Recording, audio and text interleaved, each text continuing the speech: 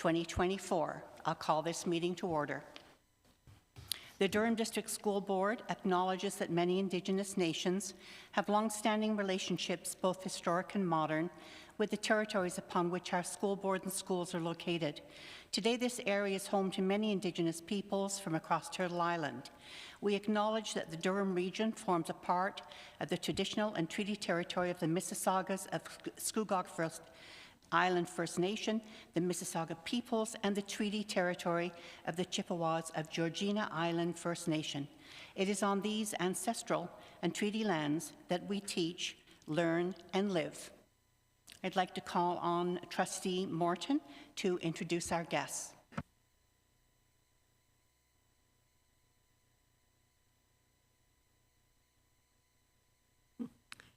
Thank you. Please join me in welcoming R.H. Cornish Public School Junior Intermediate Choir. I am so excited that you are here. Thank you for joining us. Choir members are in grades 4 to 7, and they are joined tonight by the principal, Rachel Kennedy, who is sitting back, and I know that she has arrived. Teachers Leanne Harrington, Robin Mackay, and Michelle Murphy. We have also volunteers from the community. Cellist Wendy Reville, violinist Suzanne Garriock. But Suzanne is here. She's a retired teacher. She's a volunteer of distinction, and she is still engaged in our school community. So we thank her, as well as all of our other people who are helping us. We also have Paul Grebus with us. He's volunteering as well. We extend a warm welcome to you all. In addition to O Canada, the choir will be singing Winter Song in 3 parts by Sarah Bareilles and Ingrid Michelson. This is a beautiful song written by 2 friends as a tribute to winter friendship, having someone there to support through the stress of the holidays, to hold you to your New Year's resolution, or to share reassurance when missing daylight through long months of winter. A good friend can always help lighten your day. This is a very timely piece. We welcome you and thank you.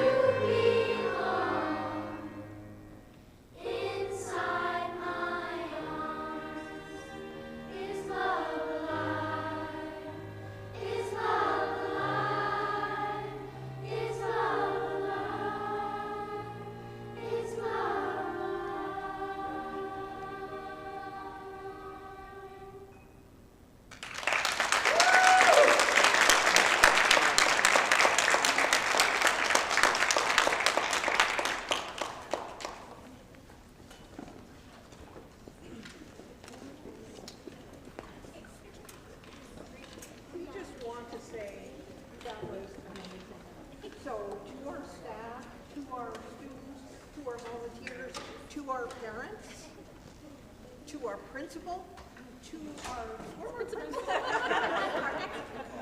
Thank you very much.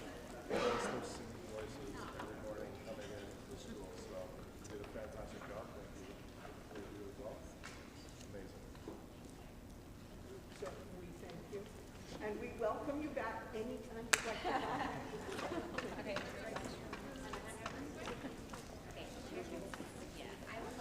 And thank you to the moms.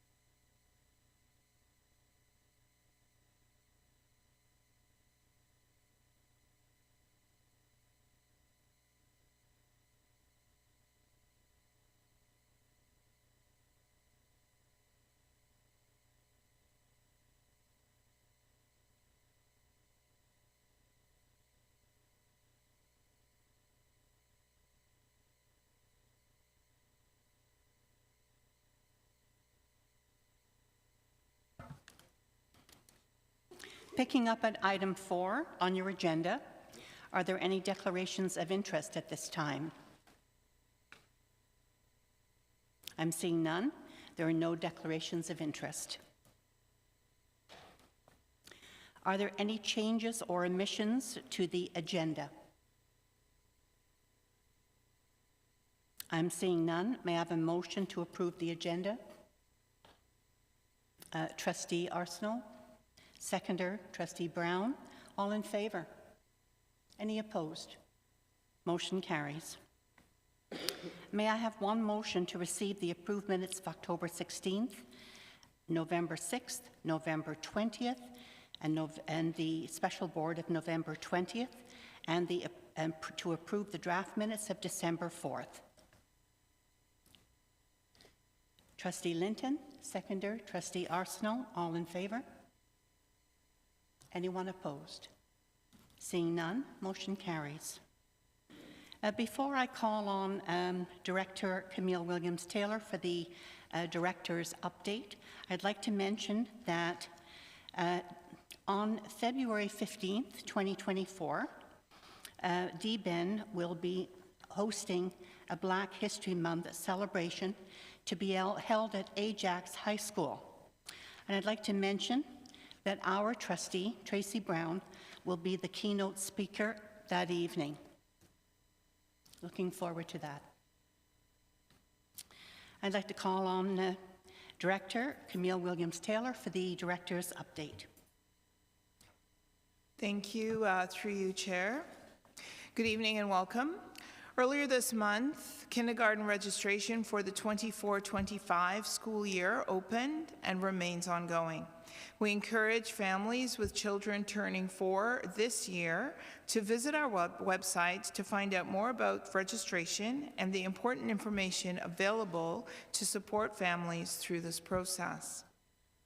Tomorrow evening, the Refining My Pathway Planning Guide for Grade 10 virtual information session is taking place. This session will help students currently in grade 9 and their families to be aware of all the pathways and course options so they can intentionally plan for the remaining years of high school and beyond. For more information and to register for this session, please visit our website or social media posts. The French Department is hosting a French Immersion Information Night on Thursday, February the 1st. The French Immersion program begins in grade 1 and sets up students to become proficient and fluent in French. Sessions will take place in elementary schools around the district. Interested families can register with their child's current school. At tonight's board meeting, we have a number of items on the agenda that highlight many different areas across the DDSB. In particular, the new multi-year strategic plan is before the board tonight represents the collective work of trustees, staff, students, and families in working together to develop strategic directions for the Durham District School Board in promoting meaningful learning, connected communities, and well-being, with these strategic directions being guided through recognizing and upholding distinct Indigenous rights, affirming and upholding human rights, and caring about and striving to know each other. The Ignite Learning multi-year strategic plan sets the direction for the work of the Durham District School Board and guides our collective actions for ongoing student-centered improvement and success. Also, tonight we are launching the Director's Annual Report, and that is being shared this evening with you. It is a new digital web-based format to promote more engagement with communities we serve in sharing the fantastic work that is taking place across the Durham District School Board. We hope that trustees and members of the public find it refreshing and informative. Thank you, Chair. That concludes my updates for the evening. Thank you, Director. Let's move on then to public question period. We're now on item 8, public question period. Each question being asked this evening will be displayed on the screen along with its response from staff. Questioners are reminded to ask only their approved question. We've allocated up to 30 minutes for public question period, and a timer will be visible for all participants. All approved questions, along with their corresponding answers from staff, will be posted on the DDSB website following this meeting. All questions submitted for public question period will be shared with trustees following the meeting. I would like to now invite Dylan Reynolds to ask a question virtually, which will then be responded to by Associate Director Jim Markowski. Just be a moment for us to have Dylan enter the virtual meeting tonight. Good evening, everybody. All right, my question tonight is about the 2024-2025 school year calendars. Earlier this month, there was a report that outlined the consultation process for the 2024-2025 school year calendars, but I was wondering when PAs are usually scheduled. I was wondering why the Fridays before the Thanksgiving weekend in October and the Family Day weekend in February have PAs, but the Victoria Day weekend in May doesn't. Thank you, and through you, Chair Thatcher. Dylan, good to see you, and thank you for the question today pertaining to the school year calendar. I'll start off by noting that Regulation 304 does require school boards to designate 3 days as professional activity days devoted to specific provincial education priorities. And then we have the flexibility to designate up to 4 additional board-designated professional activity days for a maximum of 7 throughout the year. So we do strive where possible to align our school year calendars with the Durham Catholic District School Board in order to minimize transportation impacts and costs. The draft calendars that you were mentioning were distributed as part of the consultation process this year, and they had 7 PA days distributed throughout the year in alignment with the collaboration that took place with the Durham Catholic District School Board. I will note, although you've mentioned this, attention is not actually given to allocate PA days adjacent to holidays.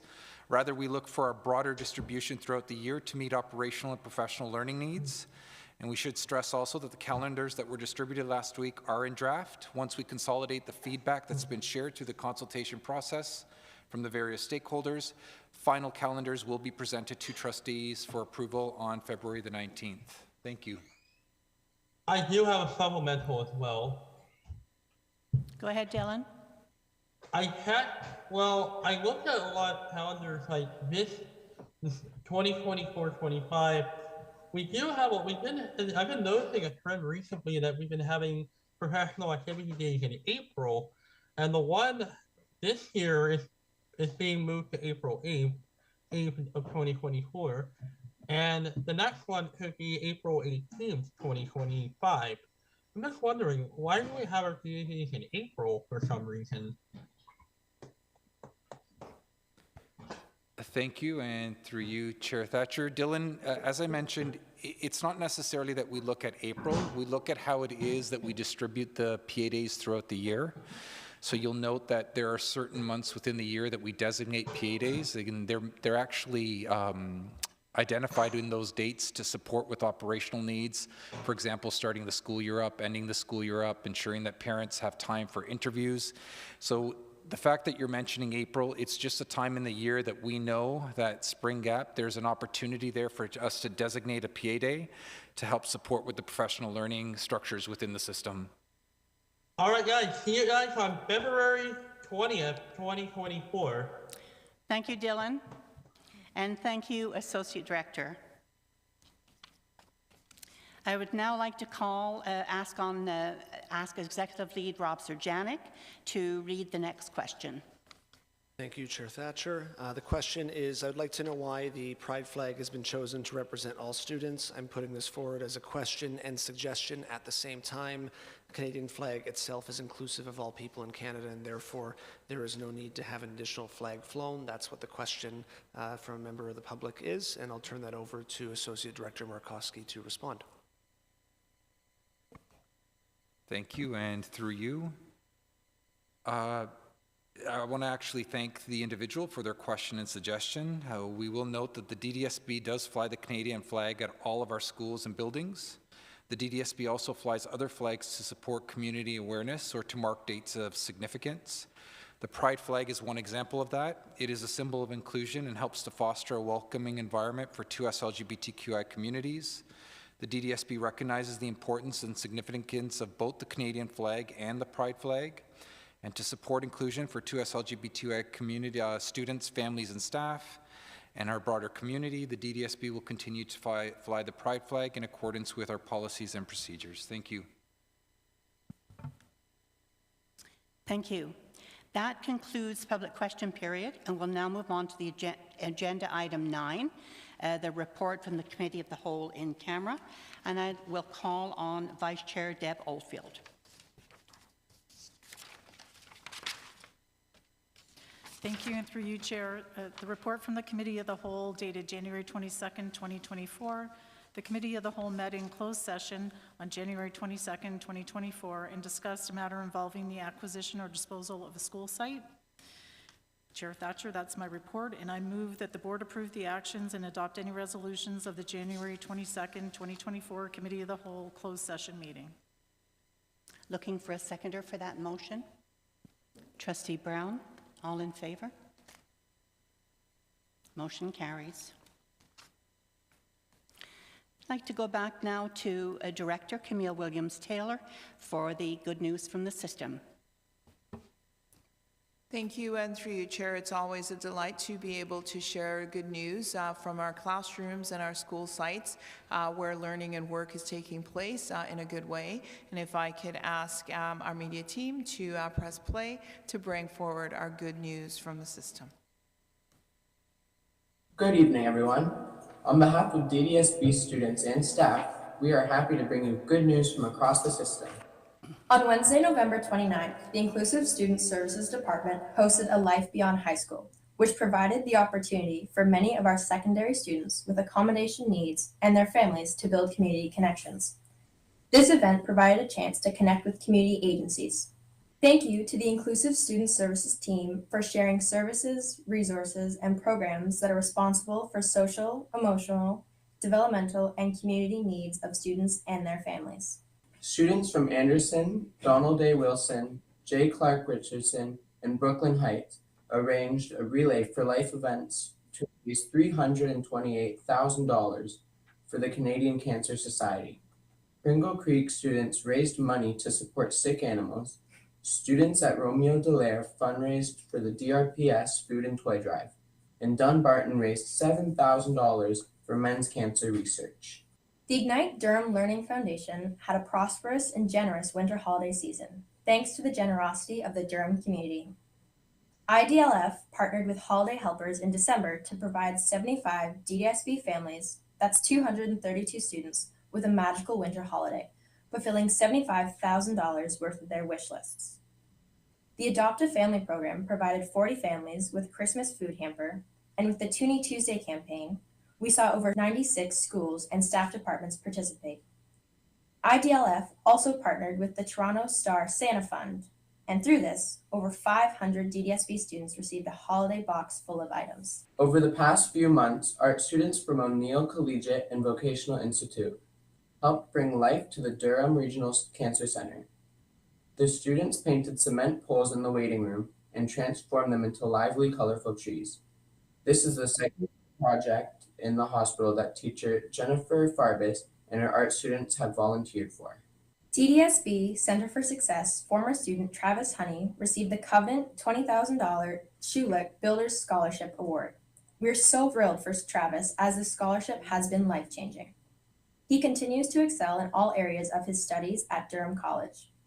Travis's experience was written about in the local publication, with Travis stating, "I spoke with my guidance counselor, Miss Wills, and she had mentioned the program. I wasn't sure about it at first because I was a little nervous, but I'm very grateful that I did." E.A. Fairman Grade 1 teacher Kylie Burns has dedicated her career to young learners. Kylie is also a successful nonfiction children's author. Her most recent work includes a series on coding, which has been released and includes coding with rainforests, animals, dinosaurs, robotics, and extreme sports. Kylie's books are available from the publisher and local bookstores. Congratulations on being an outstanding teacher and author for students. Schools across districts celebrated holidays with winter concerts, sing-along assemblies, and incredible plays rivaling Broadway productions. Families were excited to see the dedication and talent of their children showcased on stage. Well done to all the students and staff who put on amazing shows this holiday season.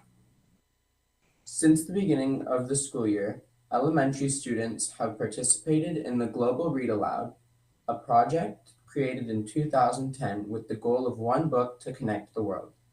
This year, over 24 DDSB teachers with their classes have participated in having their students join others around the world reading using online platforms to discuss novels.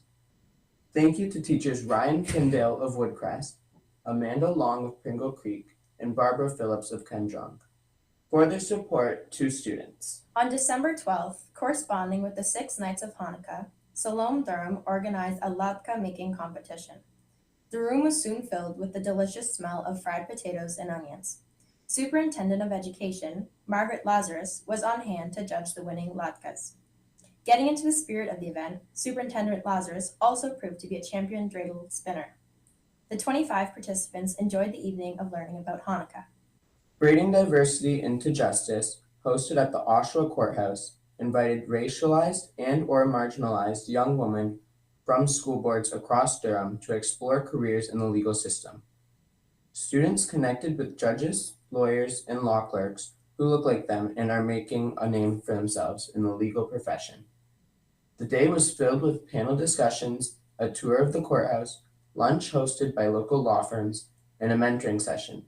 Based on students and teachers' responses, the event was a huge success and saw participation from 7 DDSB secondary schools.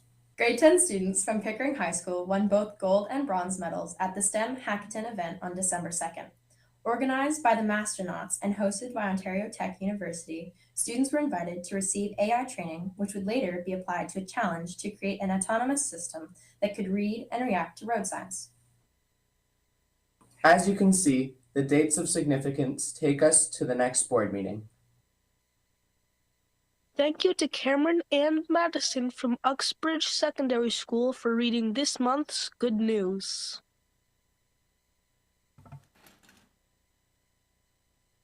Thank you to Daniel and Madison from Uxbridge Secondary School. We'll move into item 11 now, the recommended actions, and I'll call on Vice Chair Deb Oldfield for the report and adoption of any resolutions from the Standing Committee meeting of January 8th.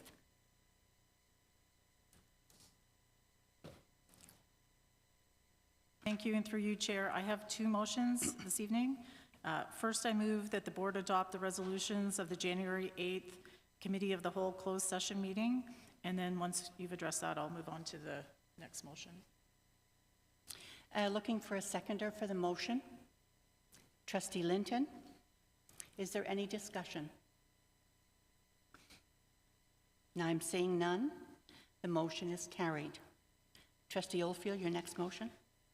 The minutes of the January 8th, 2024 meeting are attached at pages 33 to 37, and the following motions were carried and the resolutions adopted by the Standing Committee meeting on January 8th, 2024, that the DDSB Board of Trustees recognize Ignite Durham Learning Foundation, IDLF, as a charity of choice for the DDSB.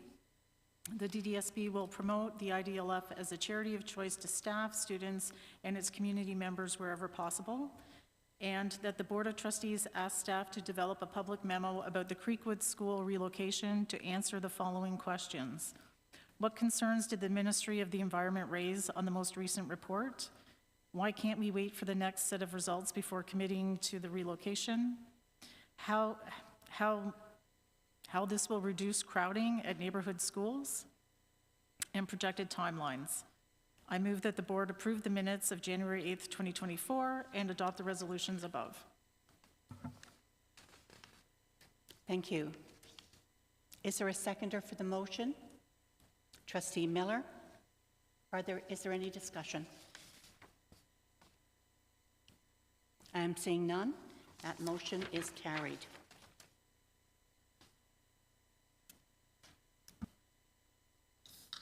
Moving on to 11B, and I'll call on Trustee Emma Cunningham for the report and adoption of any resolutions of the Governance and Policy Committee meeting of December 13th. Emma? Thank you, and through you, Chair Thatcher, I am bringing forward agenda item 11B, the proposed adoption of resolutions from the December 13th, 2023 Governance and Policy Committee meeting. The draft minutes of the meeting are included, and at page 44 and 45 of the report provided in the package, the 4 resolutions of the December 13th meeting are outlined, each including a recommendation that the item be moved to this board meeting for final approval. The report also includes a link to the full agenda package of December 13th in case anyone would like to return to those reports for more information. Thank you, Trustee Cunningham. I'll now address the motions related to each of the December 13th Governance and Policy Committee resolutions and seek a mover. The first motion is related to the rescission of the advocacy policy. The committee recommended that the policy be rescinded and that the matter be considered at this meeting. Is someone prepared to move the rescission of the advocacy policy?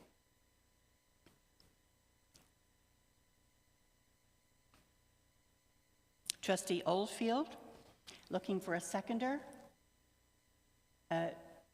Trustee Brown, is there any discussion around this policy? Student Trustee Ben Cameron. Thank you, Chair. Could I ask if there's any objection to doing them together? Any objection to putting them together? I think I would prefer to work with them on an individual basis. And if anyone has any discussion or questions, it would be about the rescission of the advocacy policy. I'm not seeing any. So, all in favor of that motion? Anyone opposed? Motion carries. The second motion is related to amendments to the public concerns policy and the rescission of the regulation. The committee recommended that the policy be revised and that the regulation be rescinded and that the matter be considered at this meeting. Is someone prepared to move the revisions to public concerns policy and rescission of the regulation?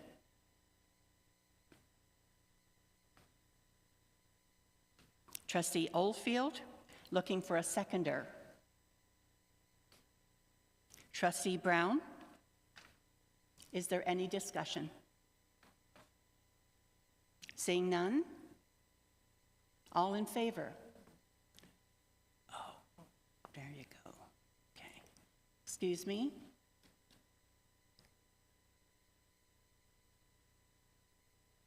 Trustee Stone. Did you read out the whole motion? just for people at home who may not have this agenda in front of them. Okay. That is on page 44, Trustee Stone, in your package. It is the public concerns. It is recommended that the Governance and Policy Committee recommend to the Board of Trustees that the public concerns policy be amended in accordance with the terms of Appendix B, and the public concerns regulation be rescinded, and that the matter proceed to the next meeting of the Board of Trustees for consideration.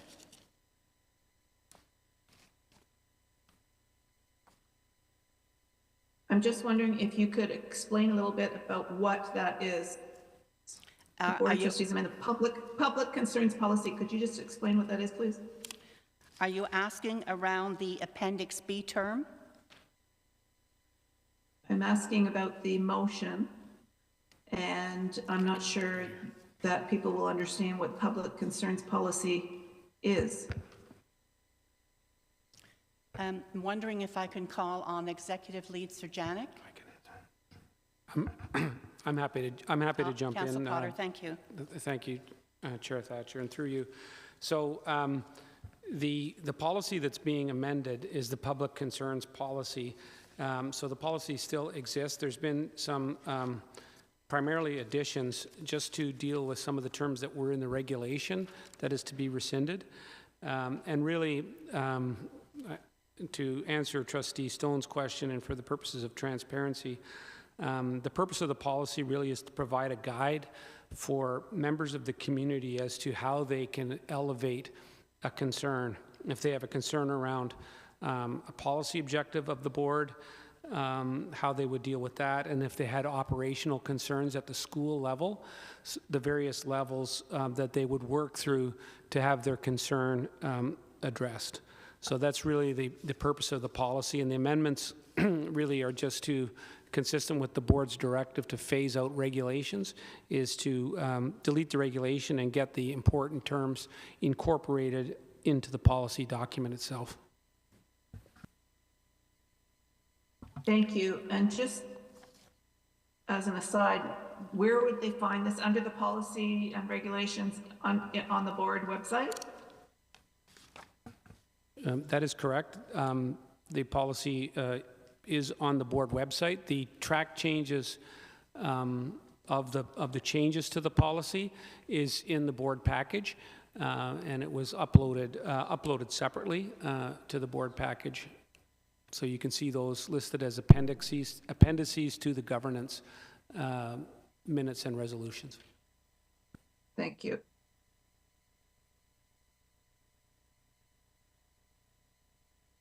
Any further discussion? And I'm seeing none. All in favor of that motion? Anyone opposed? Motion carries. The next motion is related to amendments to the sections of bylaws applicable to advisory committees. The committee recommended that sections 4.5.1 and 4.5.2 of the bylaws be revised and that the matter be considered at this meeting. Is someone prepared to move the revisions to section 4.5.1 and 4.5.2 of the bylaws? Excuse me, I'm sorry, Chair. Did you read the motion out as it's stated?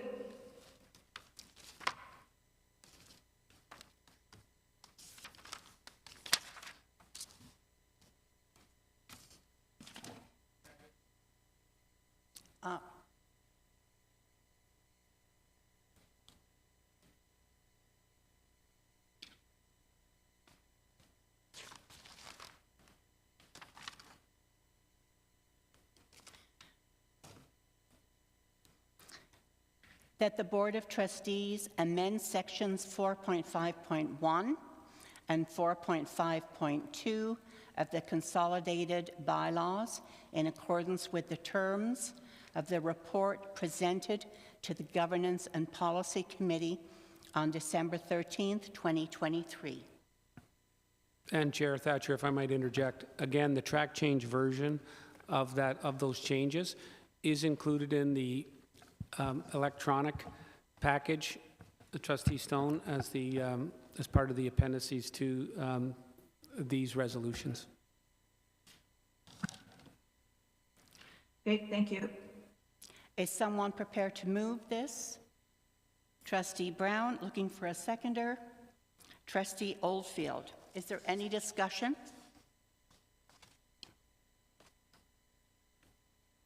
I'm seeing none. All in favor? And any opposed? And seeing none, motion carries.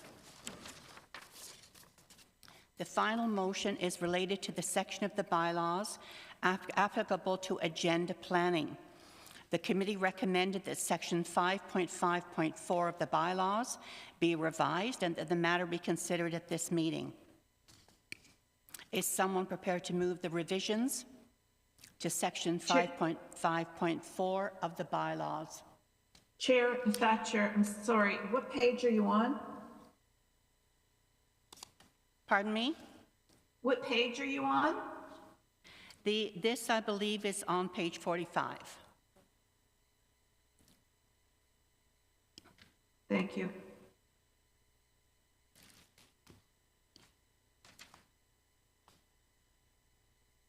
Did I have a mover for that?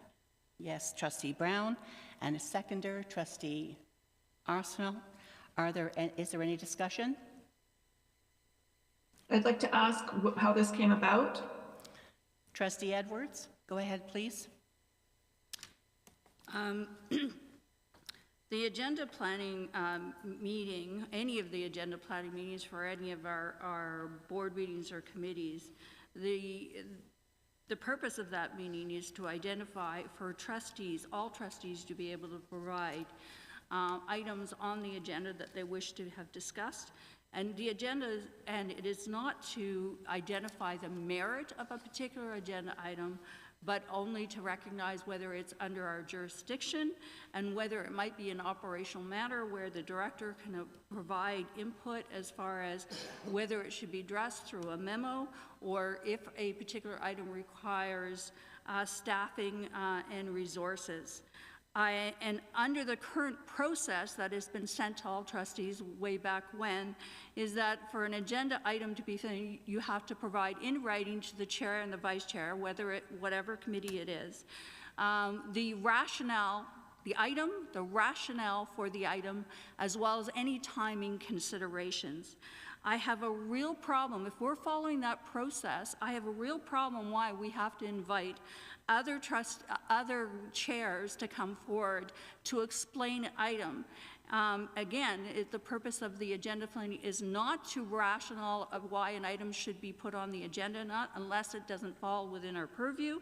So I still have a problem with adding a bunch of chairs because it's not giving equal opportunity to the other members who might have an item through it. So I still have a problem with the chair being able to present this. If we're following process and we're doing what we're supposed to do, I do not support this amendment.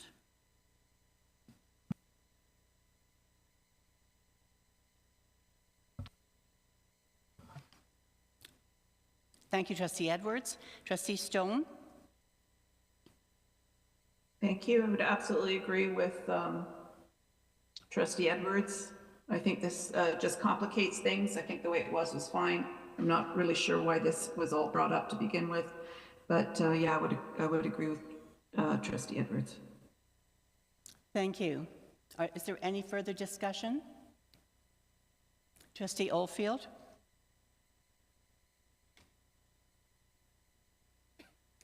Thank you, and through you, Chair.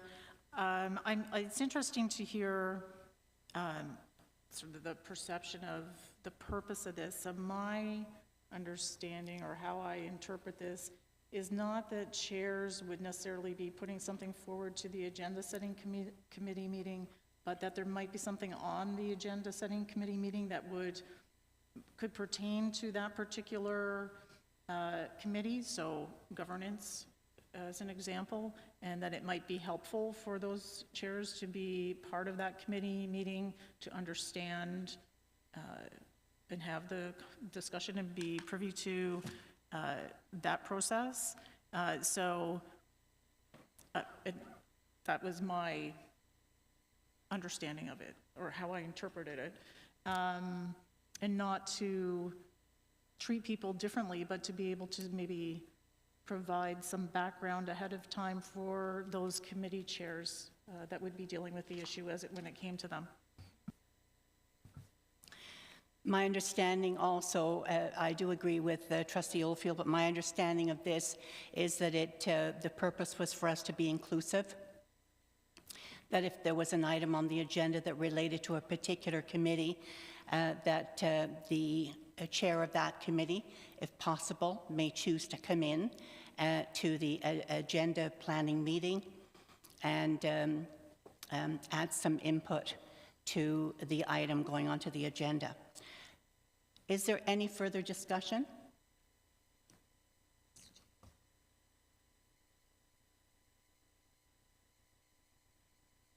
Trustee Miller. Thank you, and through you, Chair. Although I do hear a rationale, my concern is the potential for creating any influence or any actions that would be deemed as though there is creating an unfair participation in the committee meetings, and especially for the agenda setting meeting, as it was stated that the purpose is just for approval of the items, not to discuss the validity or whether the opinions of the items coming forward. So in terms of following process, I do agree with trying to move in such a way that we're not creating even the appearance of creating any sort of unfair action, and that's just my view. Thank you. Thank you, Trustee Miller. Trustee Edwards. Thank you, and I agree with that sentiment that was just relayed. And again, you're only asking the chairs, but an item can come to an agenda item through, and it doesn't have to go through a chair. And so you're not offering the same opportunity for any trustee to come forward and talk about it. And again, the agenda item is not to speak about the merit of the particular item. This is the item, this is rationale, and this is the timing. So I stand opposed to this this motion. Student Trustee Ben Cameron. Thank you, Chair. I do like this amendment. I think it gives, I've never been to an agenda planning meeting, but I think it gives us flexibility in terms, it's a discretion of the chair. So if the chair, when we pass a motion out of governance, as a part of those motions, it says, oh, we suggest that it goes to the next meeting of the board. And, you know, maybe the chair wants to talk to the chair of governance about if it's an appropriate timing for that would be. I just think as I remember Councillor Cotter mentioning it, it democratizes kind of the system and it gives us flexibility, so I see no problem in it. Thank you.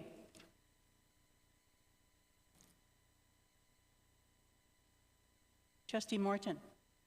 Trustee Brown, did you not have your? Thank you, and through you, Chair. Trustee Edwards brings forward a good argument, and I can understand that. We need to act with the greatest amount of transparency as possible. I think that's really important. We have 12 voices around the table. All of those voices are equal. I definitely cannot support this. Thank you. And Trustee Stone.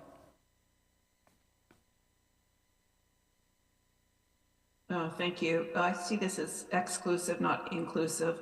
We had enough trouble trying to get one trustee, extra trustee at the agenda setting meetings.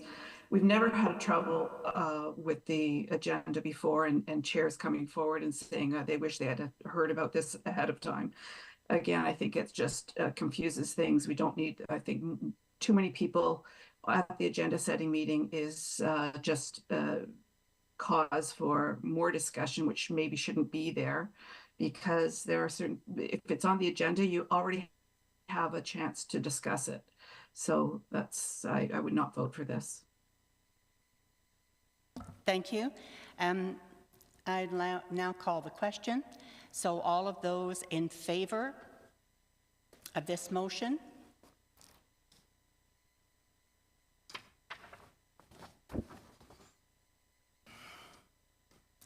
Just the green X so far. 5 in favor. And anyone opposed? Red X. 5. And 3 opposed. 4 opposed. 5 in favor, 4 opposed. Motion carries. So that concludes my report. Emma. Thank you, Chair Thatcher. That concludes my report to the board.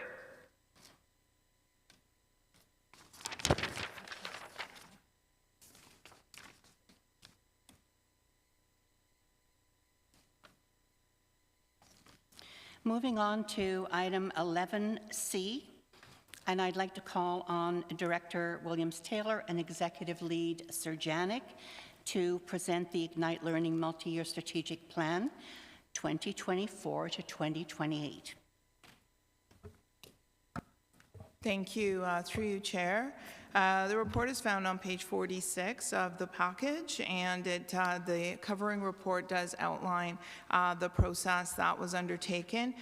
We did share this overview back at Standing Committee on January 5th, and so we're pleased tonight to bring the full package of a completed, at least we hope completed, multi-year strategic plan.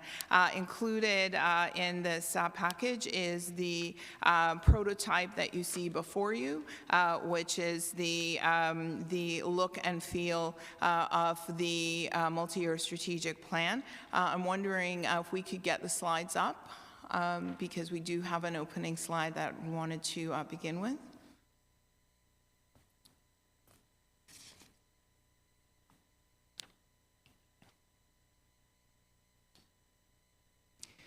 So as we did in our January 5th Standing Committee, we did bring this very same slide that speaks to the journey so far.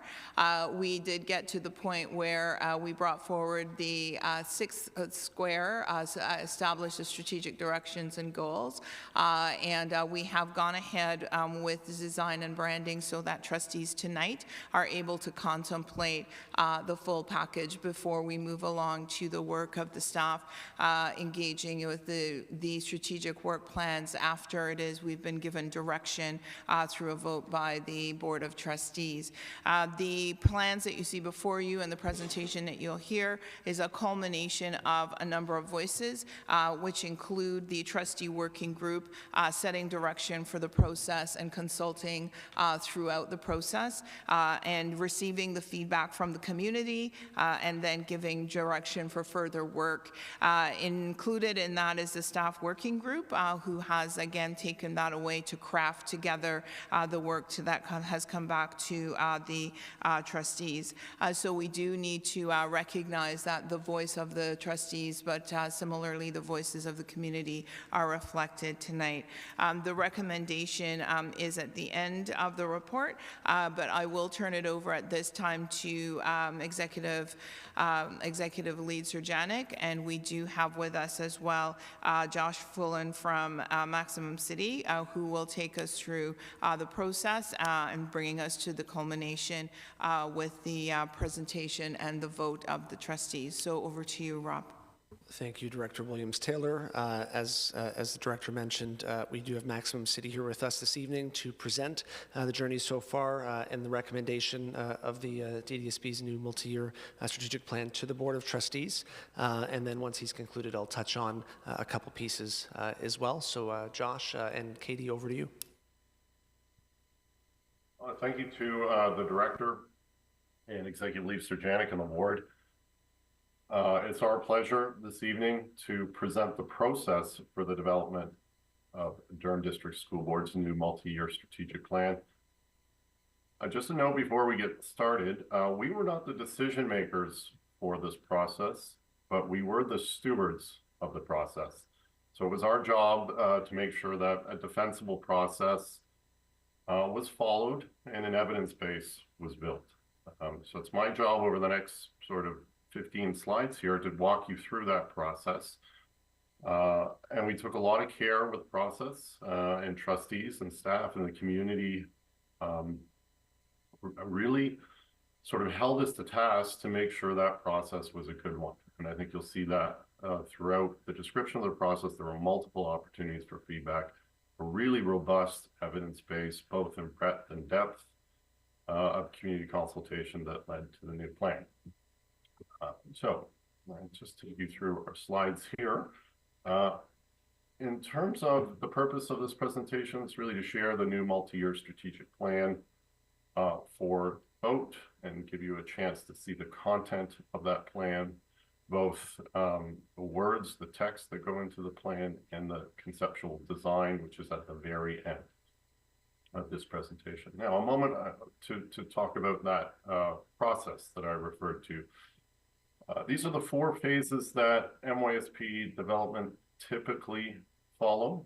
We're currently in phase 4, which is the approval of the plan before it moves into implementation and monitoring.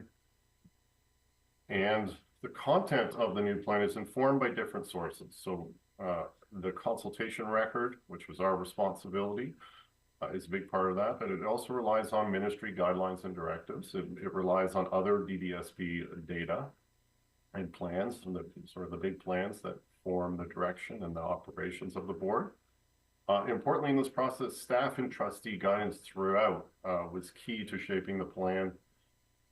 So I think you'll see all of those things in the end result. This is just sort of a graphic representation of all the different things that go into the funnel to produce the new plan. So over 4,000 participants were part of the consultation program in multiple ways, both in person, online, in intercept methods, through surveys, through workshops, through sessions, through pop-ups. We really were intentional about going where people are and using multiple modalities to engage folks and sort of reach beyond folks who generally participate in these kinds of conversations to really hear from everyone. A particular effort was made to double back and hear from students, even the youngest students in the system, which I think brings a very fresh perspective to the plan. And these were the main themes that came out of that consultation record. And the job of good strategic planning is to choose or to translate a lot of the consultation record into a few priorities. And I think you'll see that in the end result, where we've landed on 3 strategic priorities and 3 guiding principles. So it's not a one-to-one translation from the consultation record. It's a synthesis of the consultation record into the new priorities. And when the consultation period closed, there was a lot of close work, a lot of careful work to turn that consultation record into a plan that would resonate, a plan that was meaningful, a plan that was educationally defensible and could be operationalized and measured. And that work was done by trustees and by staff mostly. So there were a number of meetings throughout October, November, and December to really get a draft done, to iterate on that draft, to really focus on the words. Every word in the plan comes from a place of care and attention in the consultation record. So that was really the careful work during the fall months and early winter months, was to get the plan to a point where we could present it to the board. As I mentioned earlier, there were multiple opportunities for feedback. And again, as process stewards, we were very intentional about this. We shared back what we heard to the community. We presented draft recommendations for comment. We made sure the feedback loops that we opened at the beginning of this process were closed. There was ongoing communication and outreach to multiple participant groups. And again, that staff and trustee guidance was really key to shaping the direction and the content of this plan. And I'll just walk you through the new content for the plan in a few slides. Just a warning that the first series of slides are not the design of the MYSP that comes at the end there, but rather the text. So I'll show you the text first, and then there's a slide at the end that shows conceptual design. So in the new multi-year strategic plan, there are 3 guiding principles, and those are what you see around the grade outer ring of that image. And then there are 3 strategic priorities. And I will walk you through each of these. I think it's important that we hear both the words that go with these strategic priorities and guiding principles and what we heard that informed them. So the first strategic priority is meaningful learning, and the 3 strategic objectives that go with it are provide high-quality teaching and learning for every student and staff member, center students and match educational experience to their interests and goals to prepare them for a changing world, recognize and support staff as professionals and collaborators. And what we heard in the consultation record to inform that priority, and I won't read this whole slide, but just the sort of the key point at the beginning, was that the community really communicated clearly to us that teaching and learning should be relevant to students' lives by better reflecting the world they live in and the values that they hold. And then the next strategic priority is connected communities, and the 3 strategic objectives that nest under that one are engage students, families, staff, and community members as valued contributors to our growing community, build trust in a shared purpose through listening, communication, and action, foster opportunities to meet, learn from, and inspire each other. What we heard in the consultation record that informed that priority was that there's a need for a stronger connection, better communication between home and school. And the 3rd strategic priority is well-being.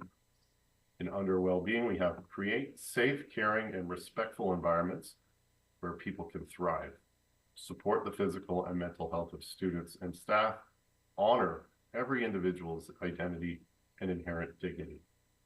And what we heard to inform that priority was that it is of central importance that school and work environments are safe, healthy, and welcome. And on to the 3 guiding principles. So these are the principles that really underpin and guide all of the district's work. They make the strategic priorities that I just described possible as outcomes. So you need these guiding principles working as a sort of foundation and a compass to the priorities I just described. One is we recognize and uphold distinct Indigenous rights. We affirm and uphold human rights. We care about and strive to know each other. And just a short note on each of these guiding principles. What we heard to inform we recognize and uphold distinct Indigenous rights was that there is a need to recognize and uphold Indigenous rights as distinct and separate from anti-racism, equity, diversity, and inclusion. And what we heard to inform the principle we affirm and uphold human rights is that there's a recognition of the important work the district has done in this area, along with a desire for ongoing action-based commitment that continually advances anti-racism, equity, diversity, and inclusion in the academic program and across the learning organization. And finally, what we heard to inform we care about and strive to know each other was that caring about each other and relationships are of foundational importance in school communities. Well, that rounds off how we got to these 3 strategic priorities, 3 guiding principles, and each of the 3 strategic priorities have 3 strategic objectives nested underneath of them. So number 3 is important in this multi-year strategic plan. And at this point, I think I will turn it over to Executive Lead Surjanic to walk us through the next steps. So what you've seen now what you've seen up to this point is sort of the what of the plan. The how of the plan is in the back end and in the implementation and the monitoring. And I believe Executive Lead Surjanic will speak to that along with the design concept. So over to you, Rob. Thank you, Josh. Trustees will be familiar with this chart from Standing Committee 2 weeks ago.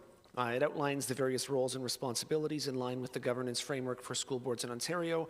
We're extremely appreciative of the work of the trustee working group, additional feedback at the board table, and the efforts of the staff working group to help bring us to this point here tonight.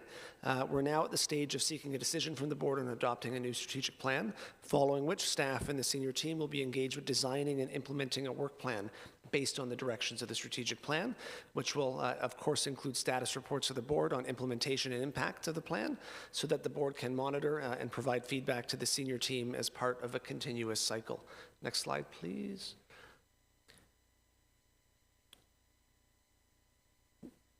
New for today's board meeting is the design direction of the multi-year strategic plan that will help inform future communications materials. Trustees can find a printed copy at your seats. This is in draft form, but we wanted to share that with trustees tonight. And when you see it in front of you, it really starts to feel real, I would say. The focus of this is really on authenticity and rooting the design in our students and the work that takes place in our schools and workplaces. We heard a lot from the DDSB community over the consultation process as Josh went through, and the document that you have in front of you highlights that this evening. Rooted in the plan's guiding principles, we'll seek to ignite learning, ignite connection, and ignite well-being. And final slide, please. There are many steps that will still need to be taken over the next few months to prepare for an effective rollout of the strategic plan. Development of a district and community-wide rollout plan is underway that will spread awareness of the new plan, reiterate key messages, and embed the plan into really everything that we do. This will encompass many forms of internal and external communication, including emails, social media, web content, advertising, media outreach, videos, and new virtual and printed materials that will be shared through departments and schools. The monitoring plan will seek to outline the relationship between the organizational priorities, clear actions, expected outcomes, metrics, schedules, responsibilities, and accountability for review and reporting. The senior team will collaborate to develop key initiatives that will form a work plan in order to implement the board's strategic plan. This work will take place over the next few months and has already begun to be started, but and once we are able to go through that, it will be presented to the Board of Trustees as part of our regular planning and reporting as in previous years. And as noted in the report in your board package, our recommendation is that the Board of Trustees adopt the DDSB's new Ignite Learning multi-year strategic plan for the period of 2024 to 2028. Thank you all for your time and engagement, not just tonight, but over really, I would say, the last year.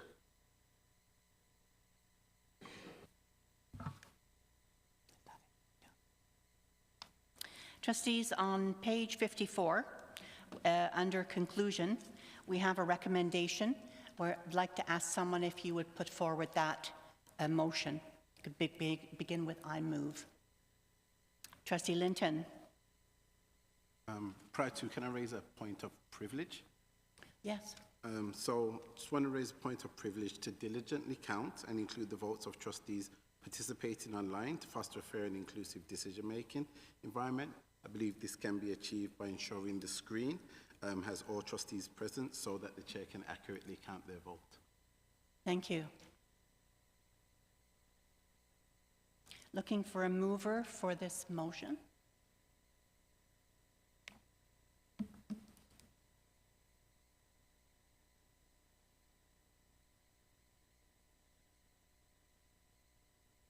We're just waiting until our virtual trustees are on the screen.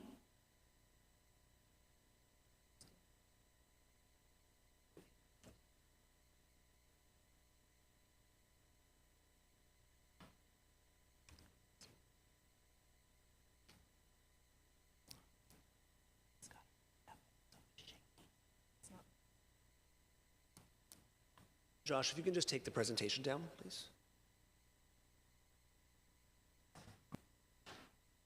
Thank you. Trustee Morton, are you moving that motion? I'm looking at the motion on page 54, and I put forward the motion that the Board of Trustees adopt the DDSB's new Ignite Learning multi-year strategic plan for the period 2024 to 2028. Thank you. Looking for a seconder for that motion. I see your hand is up. Trustee Panillo, are you seconding that motion? I am, but I'd also like to request that we have a recorded vote for this, please, Chair Thatcher. Yes, absolutely. Is there any discussion around this motion? Trustee Morton? No. No? All right. Could we have a recorded vote? Through the chair, I'll now call the recorded vote. Trustee Arsenault? Sorry? In favor. Trustee Brown? In favor. Trustee Cunningham? In favor. Trustee Edwards? In favor. Trustee Linton? Trustee Miller? In favor? Trustee Miller first, I think. Wait, I'm sorry, I have her light on. Sorry, Trustee Linton. In favor. Trustee Miller? Trustee Morton? In favor? Trustee Oldfield? In favor. Trustee Pinillo? In favor. Trustee Stone? Abstain. Trustee Thatcher? In favor. Thank you. Through the chair, I will now call the student trustee non-binding vote. Student trustee Cameron? In favor. Thank you. Thank you. Through the chair, we have 10 trustees in favor, 1 trustee abstained, and 1 student trustee in favor, and 2 student trustees absent. Thank you. Motion carries. Moving on to item 11D, and I'm going to call on Superintendent Stephen Nevels for the potential renaming of the Lord Elgin Public School. Good evening, and through you, Chair Thatcher, the report can be found on pages 56 to 77 of your package this evening. In February of last year, a concern was brought forward by the community questioning the appropriateness of maintaining the use of Lord Elgin's name as the name for a school, given that there are historical connection to Lord Elgin's support towards the creation of the residential school system. At the time, the Board of Trustees determined that the concern raised met the criteria stipulated in Section 5.4 of the Naming of Schools policy, and identified that the school's current name does not align with the board's commitment and duty-bearer responsibilities to Indigenous rights, human rights, anti-oppression, anti-racism, anti-discrimination, and equitable and inclusive education. In accordance with the policy, a school naming committee was struck.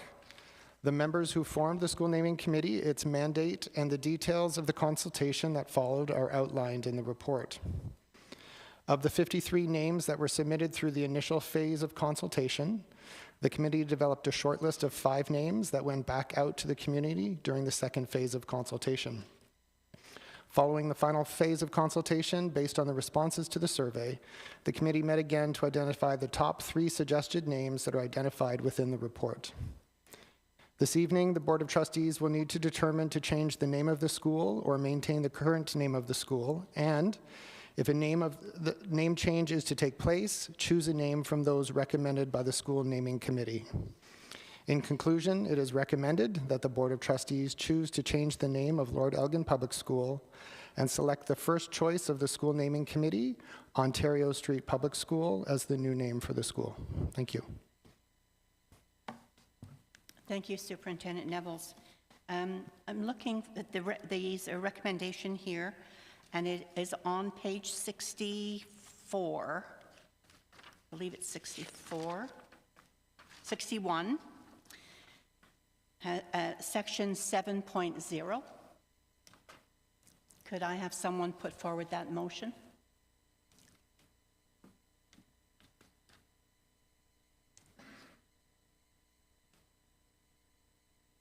Trustee Oldfield? I move that the Board of Trustees change the name of Lord Elgin Public School and select the first choice of the school naming committee, Ontario Street Public School, as the new name of the school. Thank you. Looking for a seconder for that motion?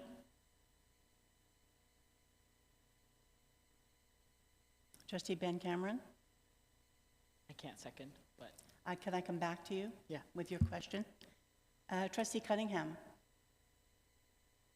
I'm offering to second it. Thank you. We have a motion that has been moved and seconded. Is there any discussion? I'm going to come to student trustee Ben Cameron. Thank you, Chair. First, can I ask that this motion be split in two? That first we decide that it is changed, and then we can decide what it should be changed to. And I will. Yes. I would start my remarks then. I think staff had laid out clearly why it doesn't align with our Indigenous rights policies and our commitments. So I do believe that the name should be changed. Trustee Edwards, did you wish to address that? No, actually, I agree with that suggestion as far as to split the motion, as far as whether we decide to change the name, and then the other is basically the recommendation from the committee. Okay, that's...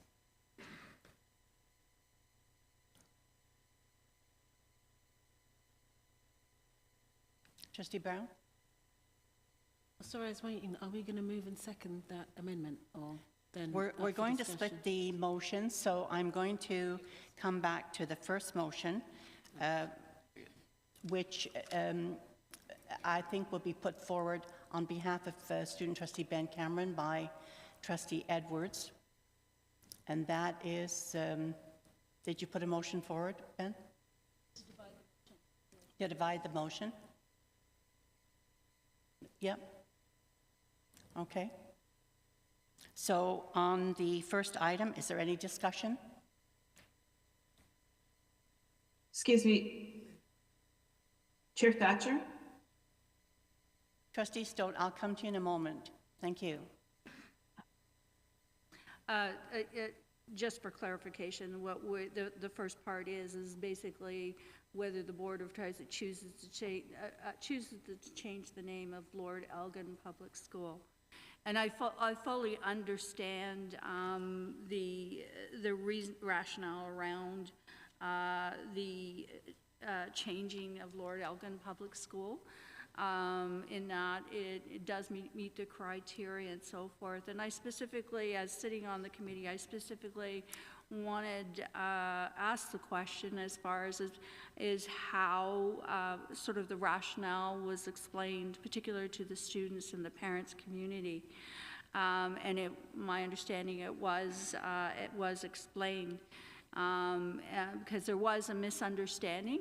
I had people made comments, phoned me within the community, not understanding. In fact, there was some confusion if we had the right Lord Elgin being discussed, because the Lord Elgin being discussed was the, basically of the supporter of government. So just so you know, I think it's important that people understand that one of the reasons why Ryerson, that there was some concerns, and one of the biggest concerns was that Lord Elgin, along with Ryerson, were the key supporters of the Bagot Report, which of course was published by Charles Bagot, who is the Governor General at the time, basically, and it was seen foundational, the foundational document for the Canadian residential school system. It was, so I think that's really key, that people understand that's one of the key reasons why the change. So I do fully support the change of the name, and we're looking at basically and supporting our policy. There are other things that he has also done that isn't after he was the Governor General in other countries, where he was the High Commissioner in China, as well as where he was responsible for the destruction, the looting and destruction of the Old Summer Palace. And so there are several things that are still an issue today. So I have fully support the changing of the name. Councillor Cotter, some direction on procedure here, please. Thank you, Chair. No, I don't think there's any issue with dividing the question. So if that's the guidance that you're looking for, then I think you could deal with it as two separate motions. The first would be to change the name, and then, assuming that motion carries, then the second motion for the board to vote on the name that is being chosen. So I don't see any problem with that. Okay, so I need a mover and a seconder for the first part of the motion. Yes, for the motion to change the name, yes. Okay, so for the first part of the motion to change the name of Lord Elgin Public School, looking for a mover and a seconder. Trustee Edwards. Seconder, Trustee Moreton. Any further discussion around that? I'm going to go to Linda, then I'll come back to you, Trustee Brown. Go ahead, Trustee Stone. Yeah, I'm not sure why there was a motion to split this, and we didn't do anything about that, but I guess we're going to go forward anyway. So I have a couple of questions and comments. Chair Thatcher, I also have a motion to bring forward. I don't know if you wanted, I can do it after the voting has gone through on these motions. It's not a debatable motion, Trustee Stone, so I'll be moving forward with the first part of that. I'm not debating it. Chair Thatcher, I have a question. Go ahead with your question. I'm not debating the motion. You're out of order, Trustee Stone. I'm asking some questions, which I don't think were in the. Lower your voice. Don't tell me what to do, Chair Thatcher, please. I had to maybe raise my voice because you're going to go past me. How many complaints did we have about the school?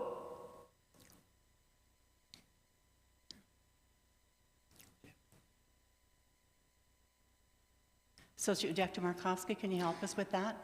I believe the question is how many complaints have we had about this school? Thank you, and through you, Chair Thatcher. My understanding, Trustee Stone, is that one concern was raised and that initiated the process based on the information that was shared. We reviewed the concern, we substantiated the concerns, and at which point we brought forward a report to trustees last March. So one complaint. And it's costing close to $70,000 to change the name if we do. Money that could go into schools. The other thing I wanted to comment on is we do a survey and nobody wants this, the majority of people do not want this school name changed, and we ignore the survey. We ignore the survey results. If we already knew that this name went against our policies, I'm not sure why we did the survey.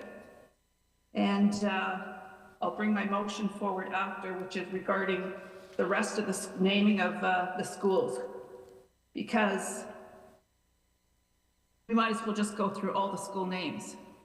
If we know that we're going to cancel school names because of our policies, then there's no point in doing surveys. There's schools like Pierre Elliott Trudeau. That name should be changed if we're going to go look at people, what people say about the residential schools. We're discussing Lord Elgin Public School. Right now, we have a motion that has been moved and seconded around the changing the name of Lord Elgin. Correct? Right, and there's discussion around name changes.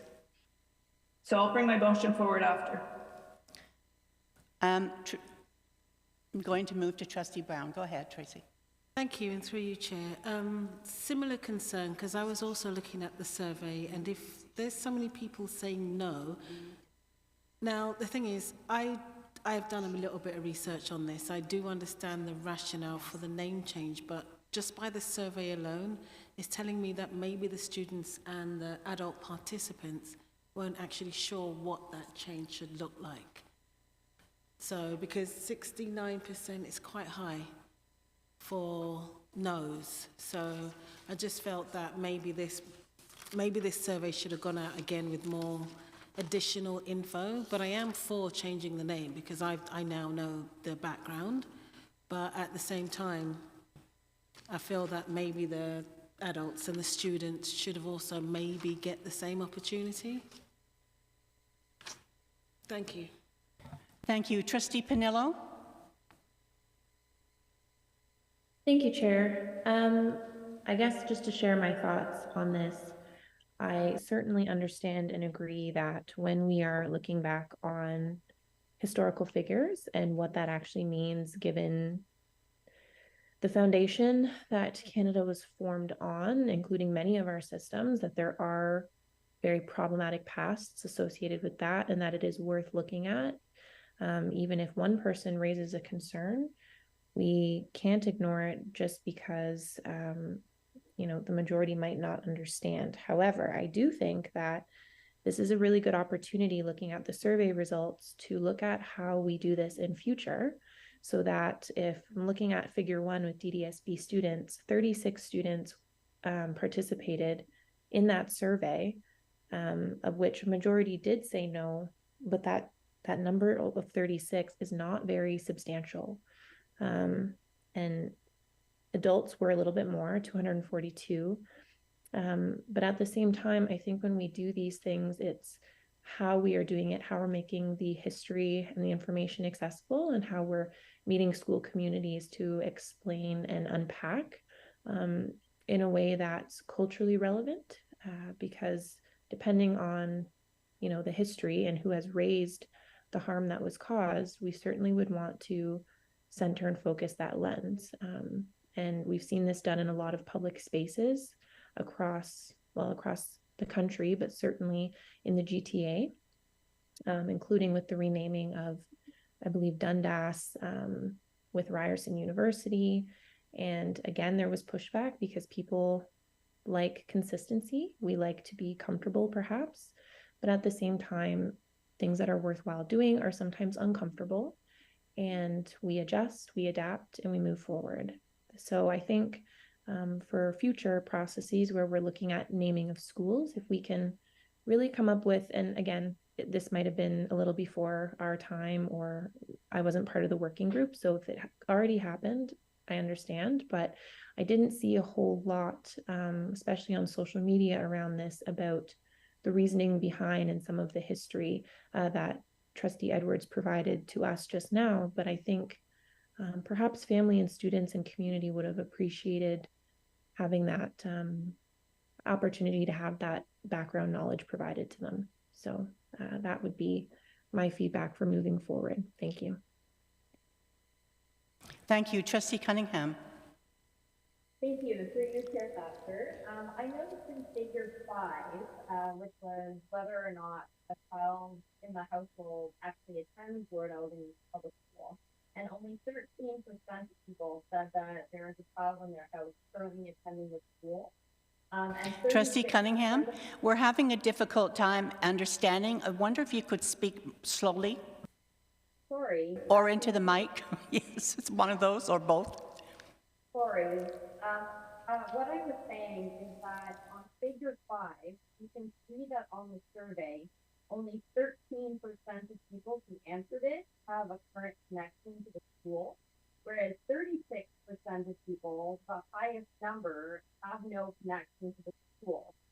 So I think that may skew some of the results with people who live outside the community and have no connection to it, participating and sharing their voice. So I think it's important to know which of these numbers actually come from people who would be impacted by the change. Do you have that information?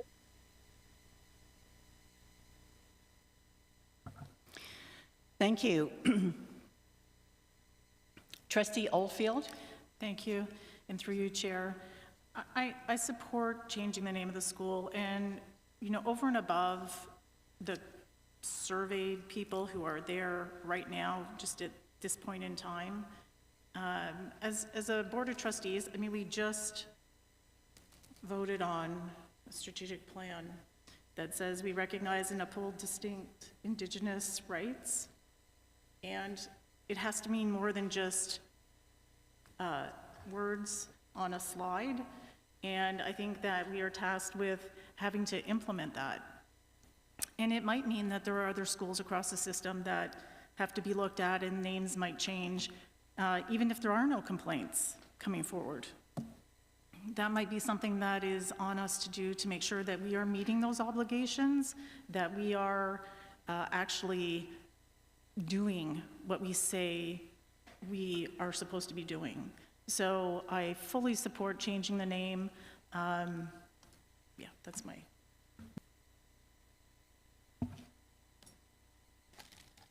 Trustee Edwards, and then I'll go to Trustee Stone. Okay, maybe it was sort of my rationale, one of the reasons why I agreed with the divisioning of the motion, in that we definitely do, as was stated, that we do have, it's in our strategic plan, we must uphold Indigenous rights. So this is the right thing to do at this time. Some of the questions that some of the other trustees, that's why I wanted to, was that is the discussion that I want to have around the selection of the process and that process. But you must realize that this is a very small school. And I can't remember what the population is, but maybe we can ask through you, Madam Chair, just to identify what the population of Lord Elgin School is. Trustee Stone. Thank you. Just want to say that we don't know whether or not the person who put in the one complaint has any connection to the school either. And I just want to point out that there were hundreds of parents who complained about the books in the schools, and we did nothing about it. We have one complaint Thank you, here, Trustee Stone. and we're changing a name school. I just have one comment before we move on to call the question, that if we take a look on page 63, this would be part of our policy around renaming of schools. It doesn't matter, it seems, how many requests come forward, but there is a procedure in place where the director brings the report forward to trustees to determine whether the request meets one or more of the criteria that has been stipulated in section 5.4 of the policy. We have a motion. It's moved and seconded.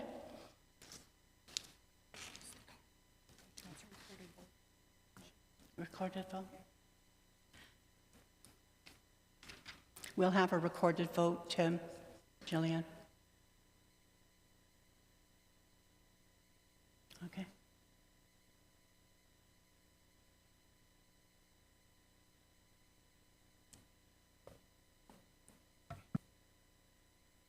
When you're ready.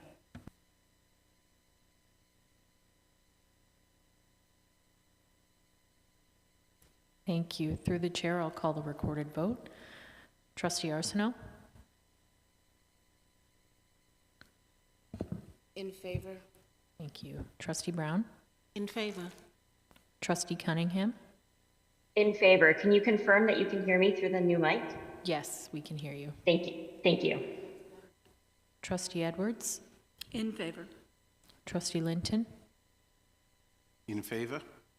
Trustee Miller? In favor. Trustee Morton? In favor? Trustee Oldfield? In favor. Trustee Panillo? In favor. Trustee Stone? Opposed. Trustee Thatcher? In favor. Thank Motion you. carries. Sorry, I'd like to just include the student trustee non-binding vote. Student trustee Cameron?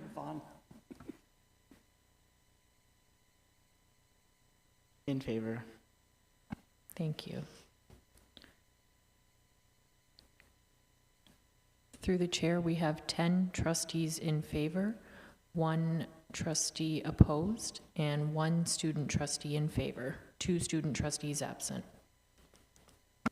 Thank you, and motion carries. Moving on to the second part of the motion, the changing of the name to Ontario Street Public School. May I have a mover for that? Trustee Arsenault. Seconder, Trustee Oldfield. Discussion?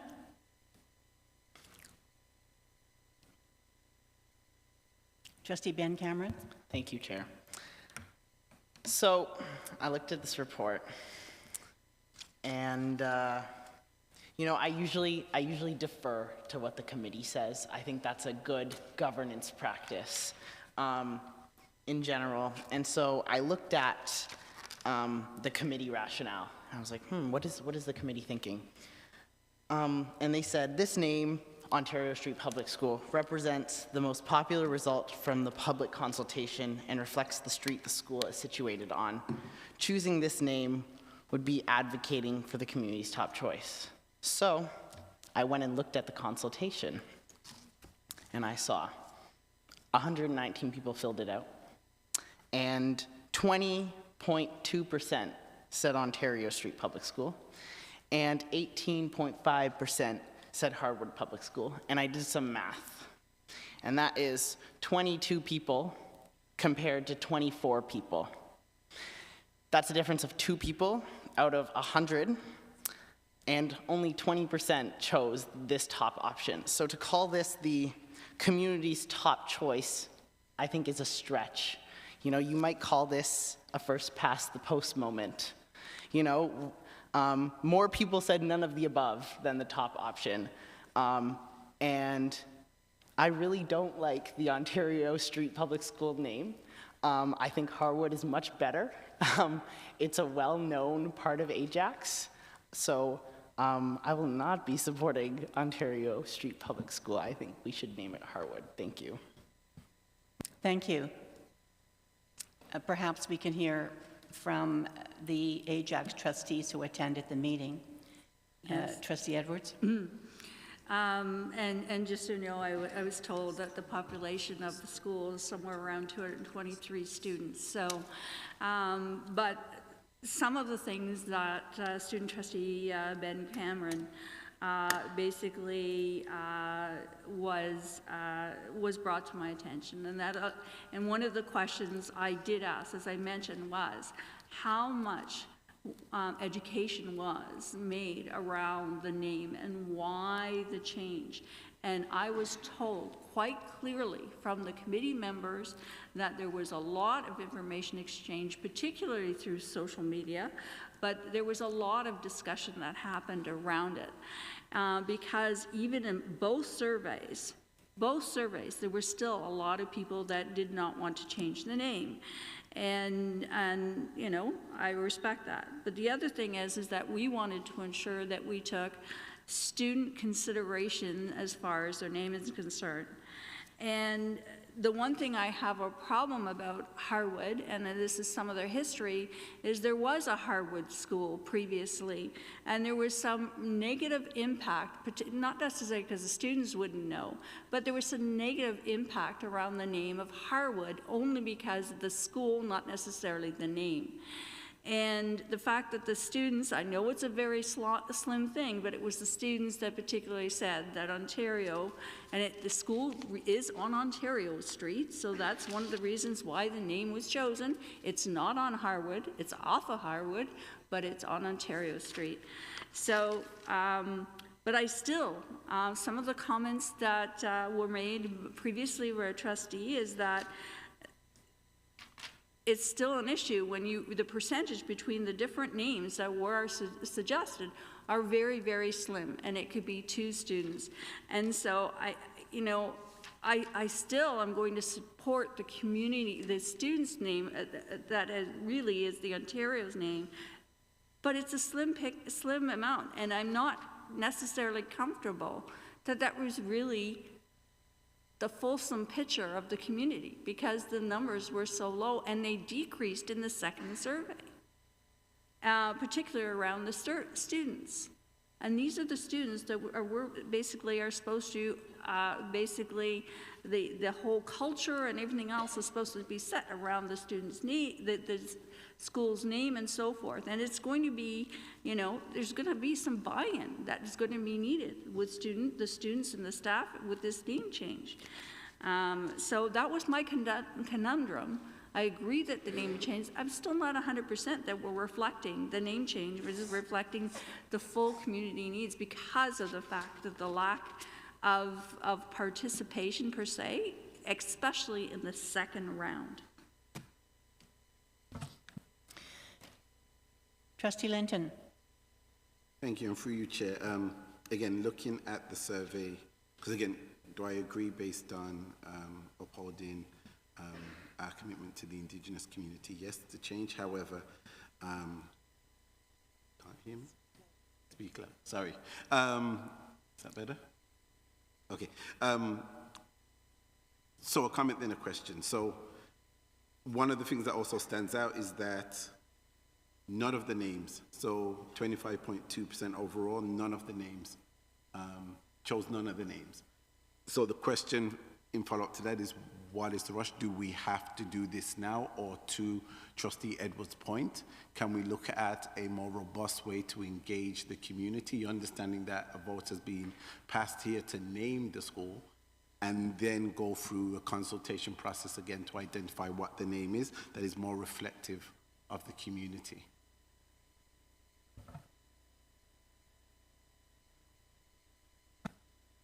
Trustee Littlefield. Thank you, and through you, Chair. I support changing the name to Ontario Street Public School, first because it's the one that the committee chose, even if it is by a small margin. I like that. I like the meaning of Ontario, right? The word Ontario comes from the Iroquois word, so I think that that is a positive. I think geographically calling it Harwood when it's on Ontario Street is not necessarily the best thing. Also, we're going through a process of renaming a school because we named a school after a person, and I like that Ontario Street's not a person. It has no connection to a person, and we won't be back here maybe 5-10 years from now, well, not me, but somebody, a board, would be sitting here because something comes up and we realize that there's some history there that we have to take issue with. And maybe, you know, the fact that we're Harwood and connecting it to something that's related to war isn't maybe something that we necessarily have to have when we're naming a school. So Ontario Street, although maybe not the most creative, is probably one that makes the most sense.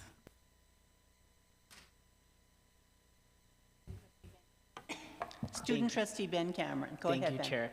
A couple things. If you look at the survey, the parents were adult participants, I should say, were quite evenly dispersed, 15, 17, 21. Then you look at the students, wow, 33% of them chose Harwood. And I think that's telling. You know, I don't want to go to a school called Ontario Street Public School. I just think it's just weird. It is. I think it's people are like, oh, Ontario, but then where's Ontario Street? I don't really know what that is. Is it in Ajax? Is it in Oshawa? We know, but do other people know? I just don't think it's a very good name, and I think we should go with Harwood.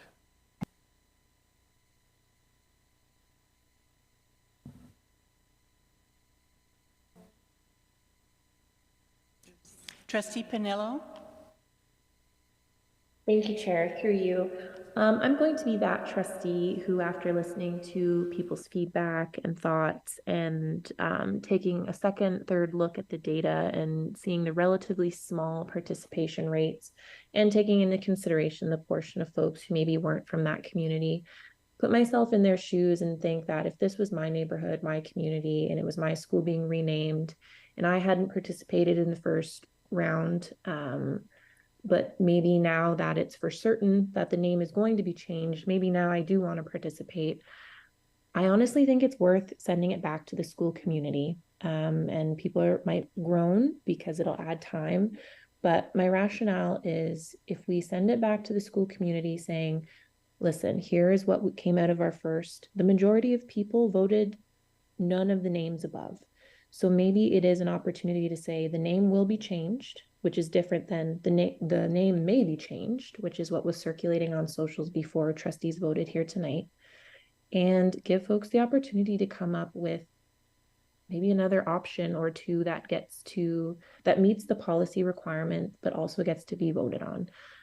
I think having such a small number of adults and also students participate is unfortunate because it's not every day you rename a school. It's not every day that a community gets to sort of redefine how it wants to be known by other, communities in its city, town, or municipalities in the region.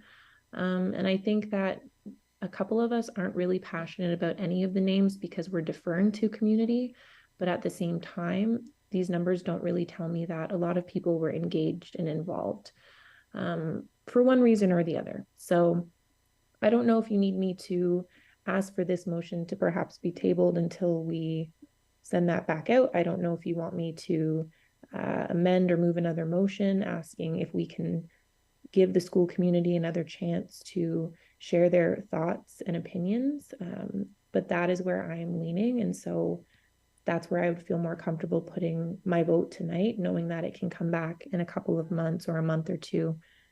And maybe we'll have a much better turnout of voice from those who are going to be impacted versus those of us here who it's not our community. And I would feel wrong making a decision when there's clearly no real winner for the new name. So just looking for some guidance, I suppose, Chair Thatcher, on what you need from me or perhaps Council Cotter. Thank you. Trustee Cunningham? Thank you. I would second what Trustee Pinello said. The point I was trying to make earlier when unfortunately I had some mic issues was that I believe it was 36%. Yes, 36% of the people who filled out that survey have no connection to the school whatsoever. So I would love to, again, see this go back, but focus more closely on the school community specifically to make sure we're getting feedback from the right people. So I would also recommend sending this back for further review. Thank you. Trustee Linton? So I'm wondering two things. One, if we can put the current motion that's on the floor up on the screen. There is no motion. So The motion is move to change the name of the school of Lord Elgin Public School to Ontario Street Public School. So maybe through you, Chair, and maybe through guidance from Councillor Carter, if we wanted to amend that, or would it be putting forth another motion and see if that carries? So through you, Chair Thatcher. So I think there was a motion on the floor to commit it back to the committee. So that motion, I think, was moved by Trustee Pinello and seconded by Trustee Cunningham. So I think that motion takes precedence. So I now think you have on the floor a motion to refer the consideration of the appropriate name back to the committee. I think that motion is on the floor. And so that's, I guess, my first comment. My second comment is I think in considering that motion, the board should consider and interpret its policy as to whether it can and should do that. Because the policy calls for the board to refer this matter to a committee to consider, and for the committee to come back and make a recommended shortlist on the names, and for the board to choose or not choose, one of those names.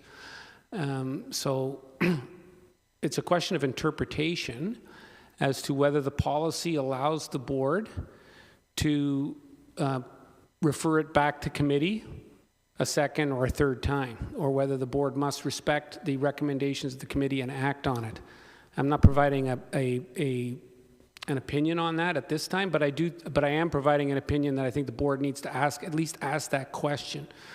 Does the policy contemplate that you can just refer it back for the committee to do it again because you weren't satisfied with the work of the committee?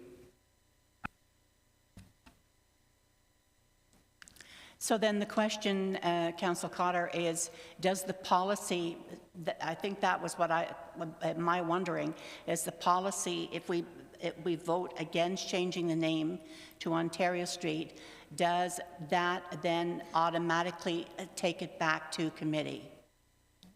Well, I think sort of. I think the question is slightly different, which is, does the policy allow the board to not vote on a name? So there's a motion to not consider the name, but a motion of precedence to refer it back to the committee without voting on a name.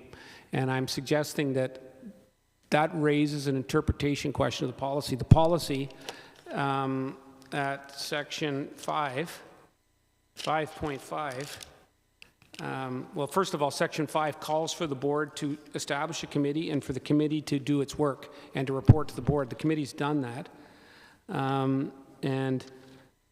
Section 5.5 says the board may choose or accept any recommendation of the school naming committee, but shall not choose any name not on the short list. So it's contemplated that the committee is going to do its work, going to come with a short list, and that's sort of what the board has to work with. So anyway, I've said enough. The trustees should, I think, should consider that and debate that point.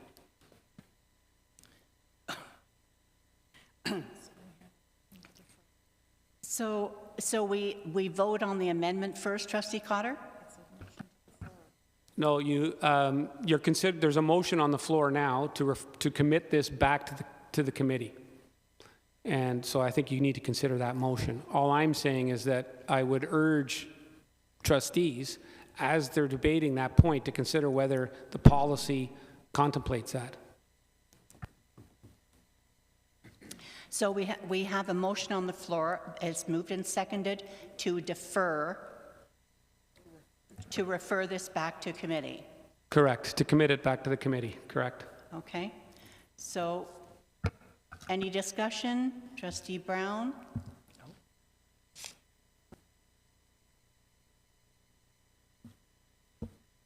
Madam Chair, my mic is on. I'm not sure.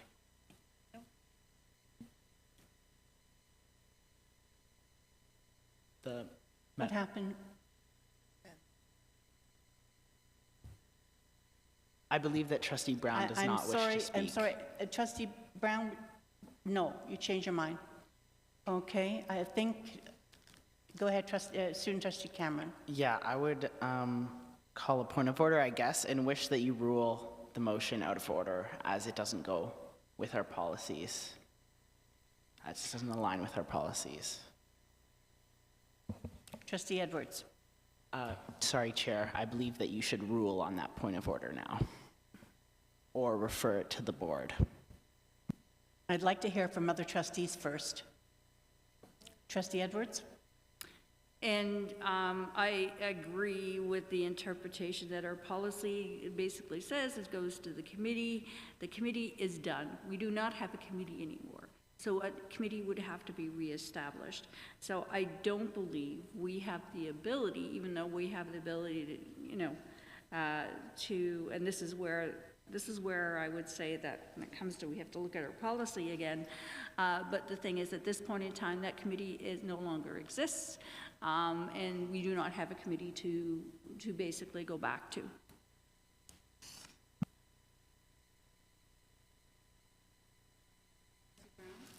Trustee Brown.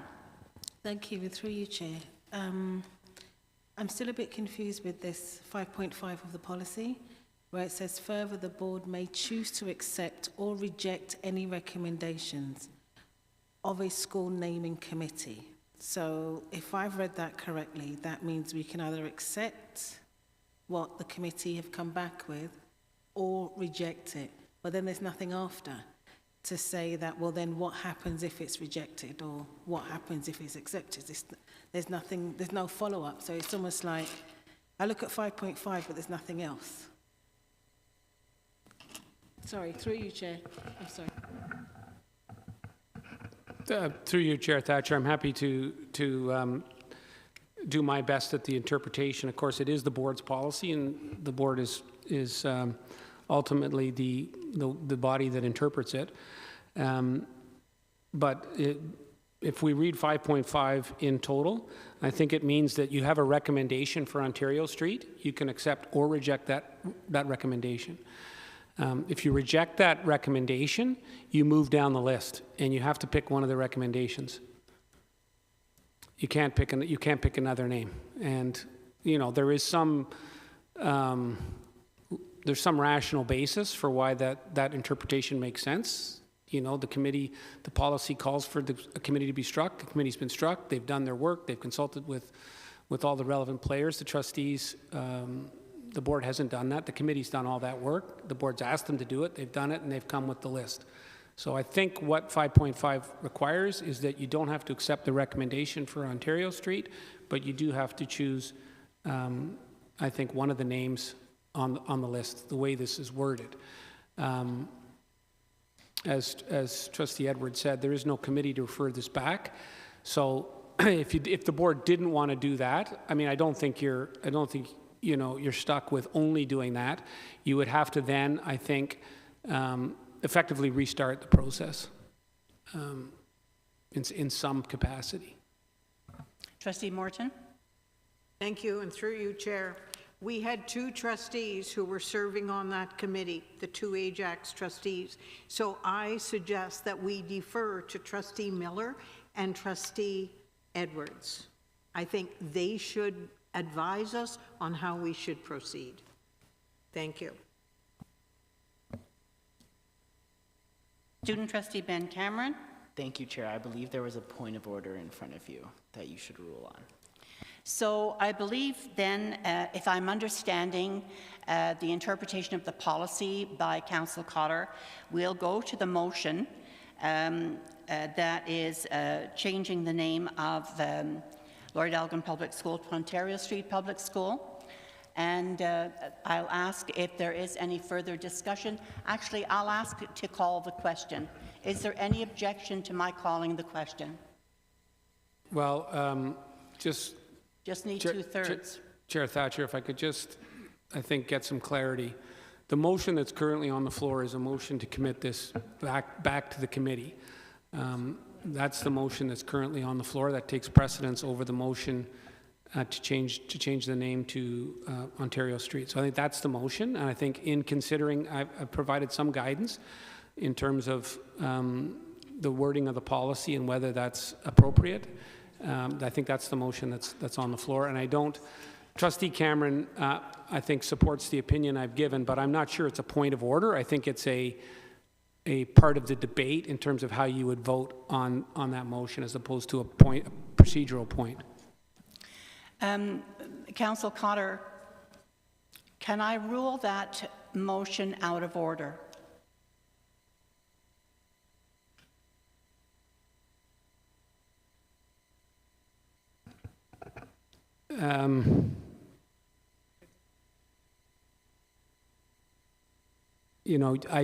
I think based on your interpretation, it doesn't actually apply to our policy.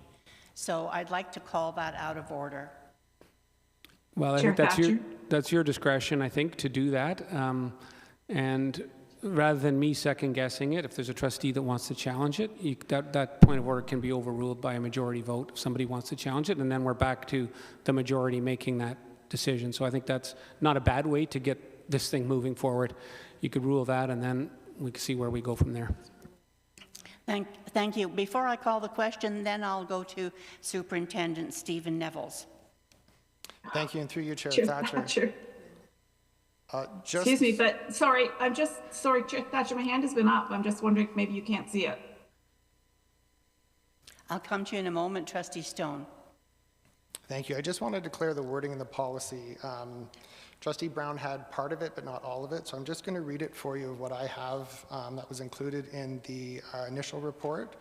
Further, the board may choose to accept or reject any recommendation of the school naming committee, but shall not choose any name not on the short list of names recommended by the school naming committee.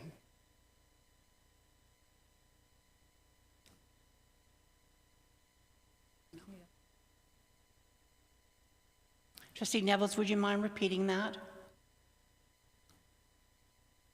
So this is from section 5.5 of the policy. Further, the board may choose to accept or reject any recommendation of the school naming committee, but shall not choose any name not on the short list of names recommended by the school naming committee. Okay, not on the short list. All right. So having ruled the motion out of order, I'm just going to call the question. I'm sorry, you're right. Trustee Stone, I'll come to you first. Thank you, Chair Thatcher. Is there not also something where Trustee Panelo can take back her motion as opposed to you ruling it out of order? and also calling the question, you do need 2/3 vote. But I really think we're doing this backwards. We really should just be voting on the name. That's the motion that came up first. We can't, unless we make a new policy, you're not going to be able to put it back to a naming committee, which if we did do that, they could come up with 3 more names that we don't like. So I think we have to trust the committee that was there and the names that they chose. So that's just my opinion, but I do think that, correct me if I'm wrong, that Trustee Penelo can take back her motion.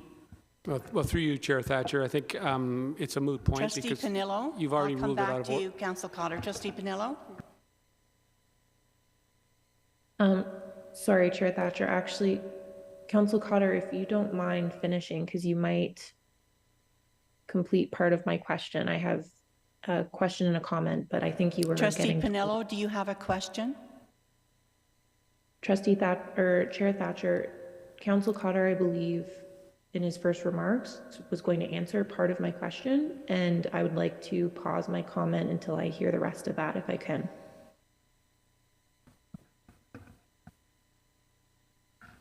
Shall I proceed, Chair Thatcher?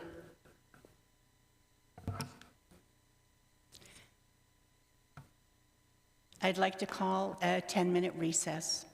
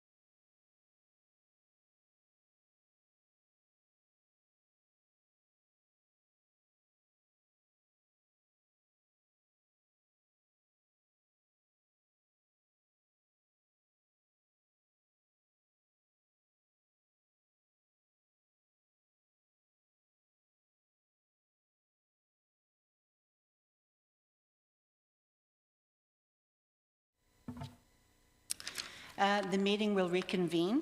We have a motion on the floor that has been moved and seconded.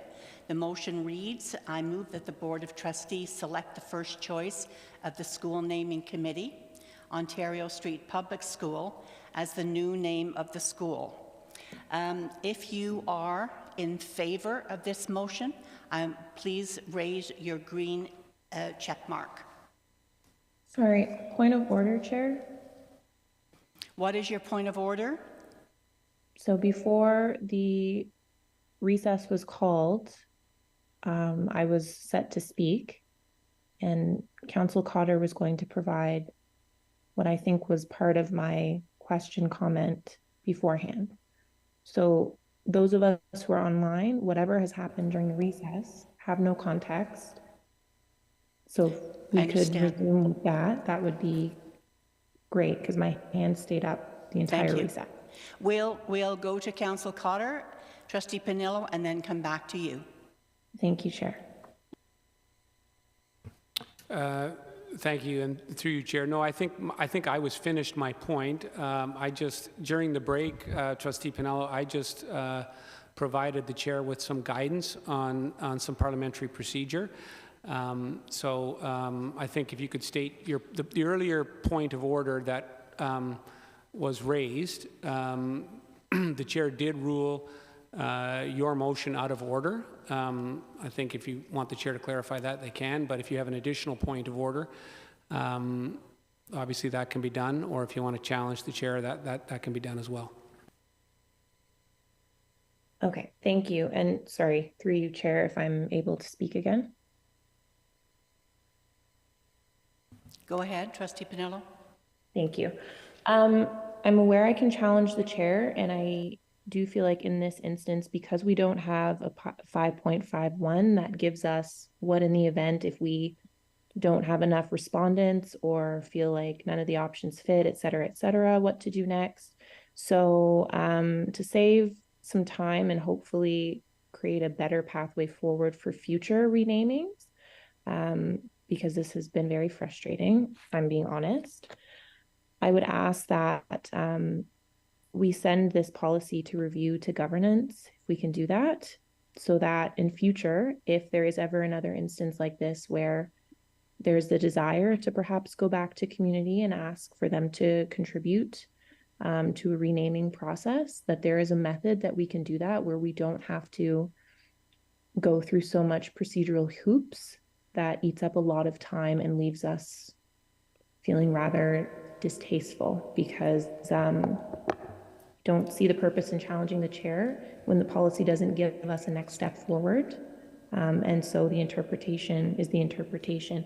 I might feel differently, but at the end of the day, we don't have, as Trustee Edwards outlined, we don't have a path forward unless we essentially start the process over again, which I don't think is reasonable. So if I can ask that this come up at governance sometime in the near future so that we can add to this policy a pathway in the event that this happens again, I think I would very much appreciate that conversation. Through you, Chair, if I may. Yes, thank you, Director. And so, Trustee Panello, if I may suggest that we allow this process to unfold, given your comments. That brings us to the motion that is on the floor. And then perhaps once the process is concluded, you could bring forward a motion to bring this matter before governance, so that at least gets a documentation that there is the will of the board to have this matter referred back to, or the policy going back to governance. So it's not just one trustee indicating it, but it is the will of the board to take this back to governance for a review. So if you'd allow us to complete this process, and at the end of it, the Chair can give you the floor to make a further motion, which then can be voted on by the rest of the trustees. And if they so wish, we bring this back to governance in terms of a policy for a review. I saw a thumbs up, so I'm assuming that's okay. So we're voting on the motion. All in favor? I'm looking. Trustee Panillo, did your hand up again? No, she's given. Oh, thumbs up, thank you. So if you're in favor, green check mark, please. Ben is trying to talk. If you would like a recorded vote. Could we have a recorded vote, please?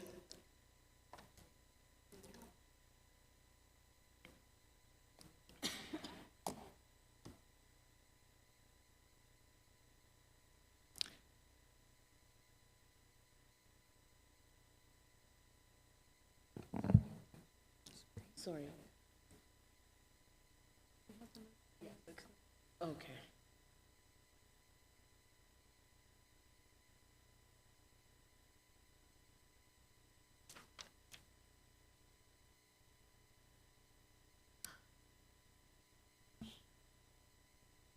Through the chair, I'll now call the recorded vote. Trustee Arsenault.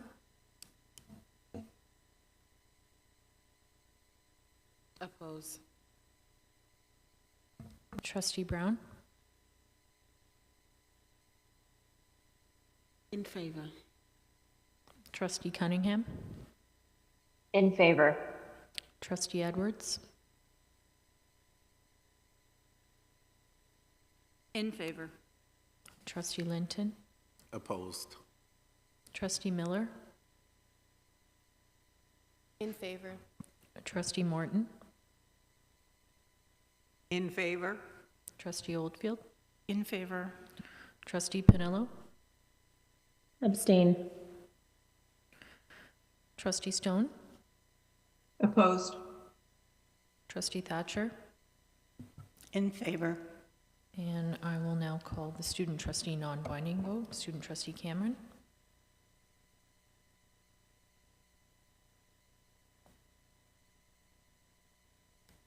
Not in favor. Thank you. Through the chair, we have 7 trustees in favor, 3 trustees opposed, 1 trustee abstention, and 1 student trustee opposed. Motion carries. I'll come to you, Trustee Pinillo. Did you have a motion you wish to put forward? Your Chair, I would, through you, move that the Governance and Policy Committee consider the naming of schools policy, in particular, with the intention to consider adding a next step process in the event that the naming committee's suggestions, I guess, don't have the support of the board or support of the community for consideration.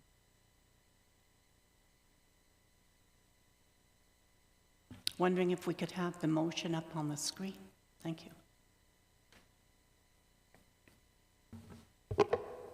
Trustee Cotter, or Trustee Cotter, Council Cotter, could you please comment on the motion? I don't believe that such specificity is required. Yeah, thank you, and through you, Chair Thatcher. Yeah, I think as a suggestion for Trustee Pinello before that gets seconded, I think a more broad referral to the Governance and Policy Committee to consider amending the policy to provide more flexibility. Something along those lines would allow the committee to have a more fulsome discussion. So I put that out there for your consideration, Trustee Pinello. It's not been seconded yet, so you're still free to wordsmith your motion. Sure, thank you. I'll adopt Council Cotter's suggestions, Chair. Thank you.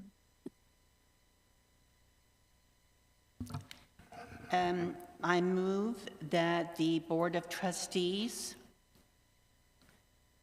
consider amending the policy. No, I think, Chair Thatcher, if I may assist. That the Board of Trustees No, to be consider. that, yeah, the Board of Trustees refer the school naming policy to the Governance and Policy Committee for consideration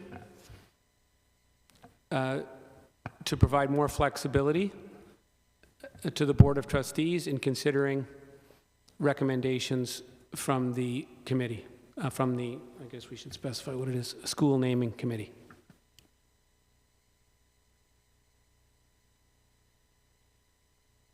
I got some of that.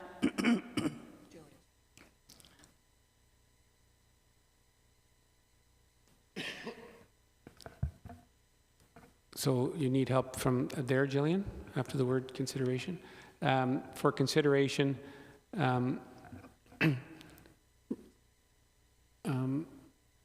to consider, remove for consideration, say to consider,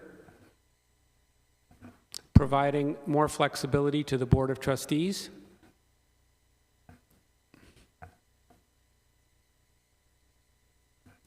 When a recommendation from the school naming committee comes forward.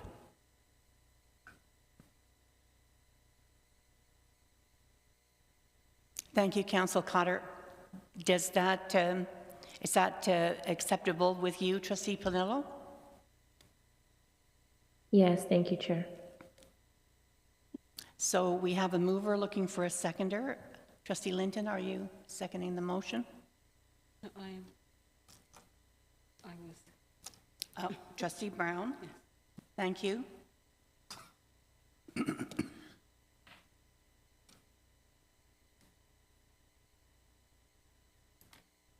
Is there any discussion?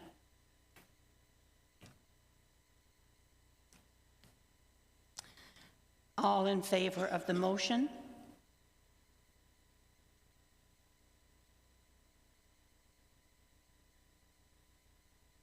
One, two. Is your hand up, Bill? Yeah. And, okay. Motion carries. Wow.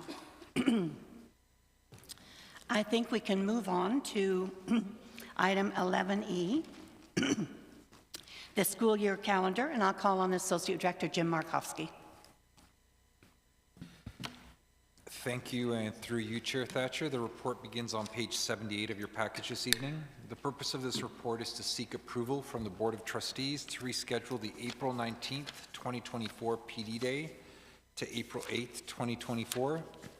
The request is related to a potential health and safety risk that is associated with the solar eclipse that will occur on April the 8th. Within the background section of the report, we've provided you with details on the health, safety, and operational concerns that are presented from the solar eclipse. It is also worth noting that several school boards across the province have made the proactive decision to amend their school year calendar and move a professional activity day to April 8th. Lastly, pending approval from trustees, we're currently consulting with the Durham Catholic Board to potentially align the April professional activity day to avoid additional costs. That is our report for your decision, and we'd be happy to take any questions. The recommendation is on page 80. Could I ask that someone put forward that motion? Trustee Morton. I'm happy to put forward the motion that the Board of Trustees approve moving the scheduled professional activity day from April the 9th to April the 8th, 2024. And looking for a seconder. Trustee Brown, thank you. Is there any discussion around the calendar? I'm seeing none. Sorry, Chair Chair Thatcher, Emma? I have my hand. No worries. We got you. I had a question. I wanted to ask, is it safe for staff to be on site for the day of the eclipse? Is this going to be a virtual PD day for them? How are we keeping our staff safe? A.D. Markowski. Thank you, and through you, Chair Thatcher, thank you for the question, Trustee Cunningham. So really, the concerns that are presented is to actually be staring at the eclipse, and some of the operational concerns is because of when the actual eclipse will occur, it'll be during dismissal time. Trustee Cunningham will have information that'll go out through our Health and Safety Department to both staff and families in terms of safety tips and things that they should be considering that day. So there will be plenty of knowledge and information sharing for staff to ensure that their practices are within the health and safety guidelines. Thank you.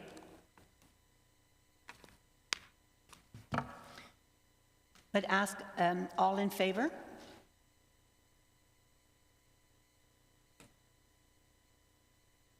Any opposed? Seeing none, motion carries. Moving on to the information items, number 12 on your agenda, and I'm going to call on Director Williams-Taylor and Executive Lead Sir Janik for the Director's Annual Report for 2023. Thank you, through you, Chair. My report will be very short and is contained on page 81 of the package. Pursuant to the provisions of Section 283.2 of the Education Act, the Chief Executive Officer is required to submit to the Board a report on actions taken in the preceding 12 months and to also submit a copy of this report to the Minister of Education. The full report that we are submitting is captured online. We have a virtual representation of that report. This year, we have undertaken to depart from a paper copy. The Director's Annual Report provides a snapshot into some of the many initiatives and events that took place in the schools and workplaces, demonstrating our ongoing commitment to providing learning and working spaces where everyone is welcomed and provided with the tools and opportunities needed to achieve their goals. The full report is available at www.ddsbannualreport.ca. The development of this year's report was led by Executive Lead Robert Sujanik, along with a number of members of his team, in particular Jillian Venning and Terry Sanford. Because, again, this was a new undertaking, I must register my thanks with their patience, creativity, and ongoing precision in pulling together a concise but informative report. And that's my report. This will be submitted to the ministry forthwith in order to meet the January 31st deadline. That's my report, Chair. Thank you. And moving on, I'd like to welcome DSTS Chief Administrative Officer Kelly Mashulin to present the report around the Durham Student Transportation Services, the annual report.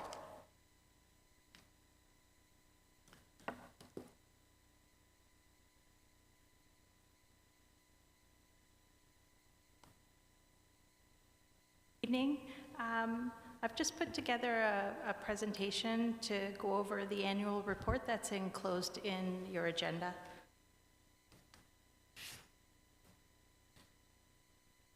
So DSTS is actually a partnership that's formed between the DDSB and the Durham Catholic District School Board.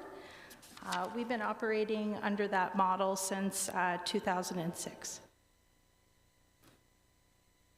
Our governance structure, I've just outlined for you, it's comprised of the DSTS Governance Committee, which is representatives including both directors from both school boards, along with both chairpersons from both boards. We also have an administrative committee that's comprised of the associate director and a superintendent from both partner school boards. And that's along with the DSTS management structure. So the annual report that's in your agenda is an annual report that DSTS has been publishing since 2014. Each year is published on our website. So just a few highlights from the 22-23 school year. This is the year that we implemented the regional bell time changes that were approved the year prior, and that was to increase the tiering of our school buses. A few other things that continued were improved technology, so that included more upgrades to our bus planner software that we use, along with the mapping. This is really important because as a growing region, we continue to add streets and communities and subdivisions to the mapping structure that we have within our routing system.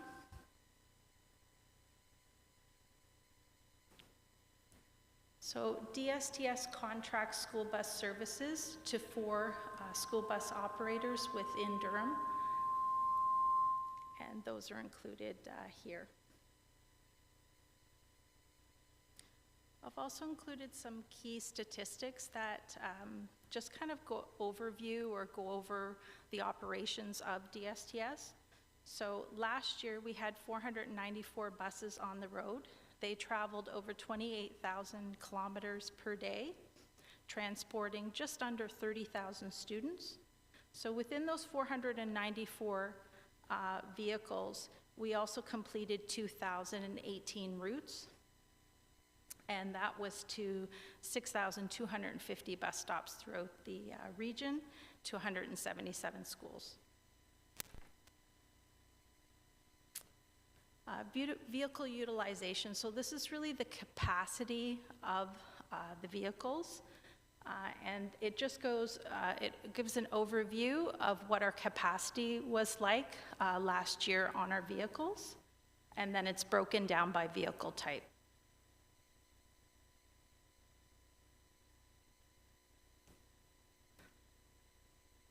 School bus tiering. So tiering means when a school bus goes out, it goes out to multiple schools, both in the morning and in the afternoon.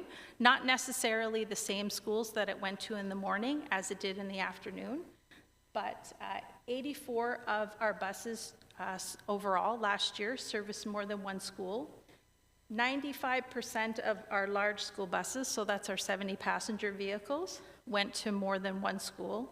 And 49% of those large buses went to 3 or more schools.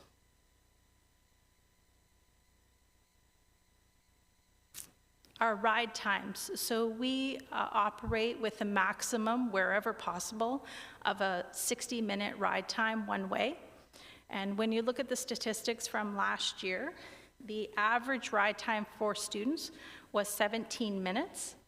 And 90% ride less than 30 minutes.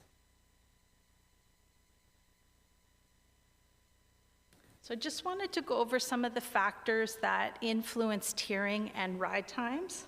So that is the geographic location of the school boundaries, along with school bell times, of course, and student attendance in specialty programs. So if they're not attending their home school, they're going to a specialized program that's in a different school boundary. And then, of course, the student location related to the geographic location of the school, number of students assigned on the bus run, the number of bus stops on that bus run, along with the traffic conditions, congestion, construction, and that includes traffic around the school sites.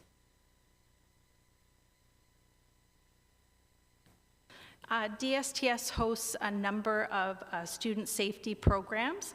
A lot of those last year continued to be virtual, and those included our First Rider program. Those are usually the younger students, and this is the first time they've ever ridden a school bus.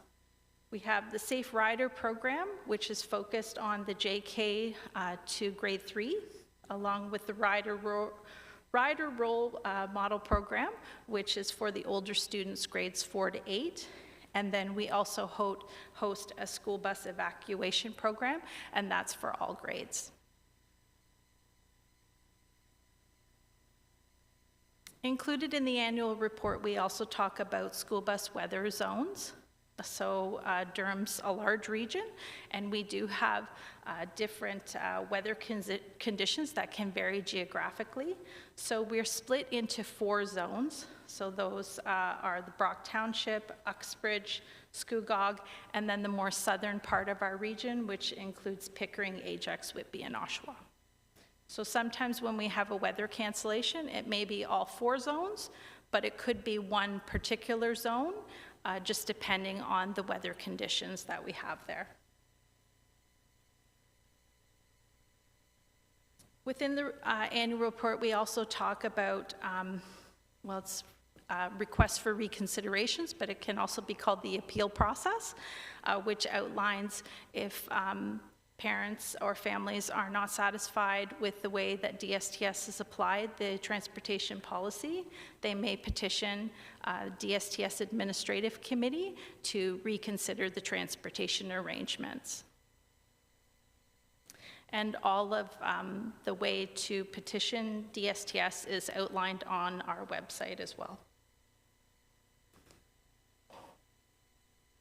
The communication tools that DSTS uses, we have a 24-hour phone system that's inbound and outbound, so parents can call into the automated line to receive routing information, but DSTS can also do outbound calls about route delays or about any changes in routing. As well, we have our website and our call center that operates Monday to Friday. And we also have a bus planner subscription portal that parents can sign up for, and we have just over 18,000 subscribers to that system. And we also have a school-based bus information portal as well, and that's available to all school administration. So moving forward past the 22-23 year, DSTS at the end of last year piloted some new technology on the school buses. It's called M-Transport. We've continued to implement that into our school bus vehicles. We've successfully implemented into the Whitby area, and we will be continuing into other regions. What M-Transport is it's a QR code card system that's issued to all of the students. The students can tap on and tap off of the bus via a tablet that's installed on the school buses. On that tablet, there's also uploaded real-time manifests. It ensures that students board the correct vehicle and disembark the vehicle at the right bus stop location.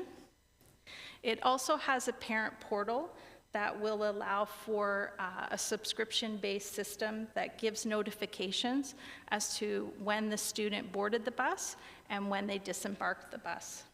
And it also enhances delay notifications in that that parent portal will give a delay notification to tell parents when the bus is at the stop just prior to their stop.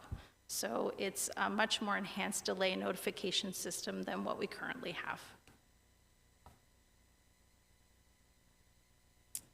And that was the end of my presentation. Thank you. And I didn't know if anybody had any questions.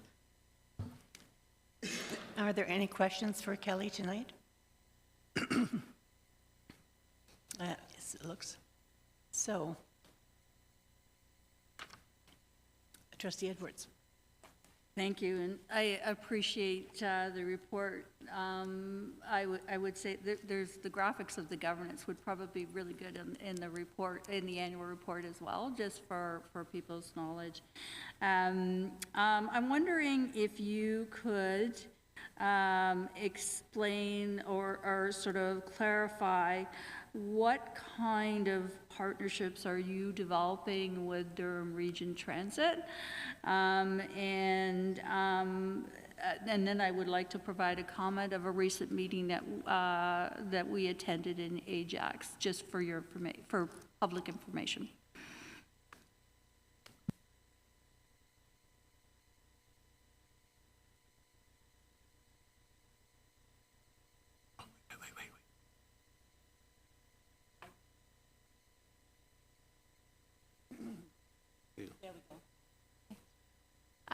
DSTS continues to have meetings with Durham Region Transit a couple times per year. We do use transit services for some specific programs.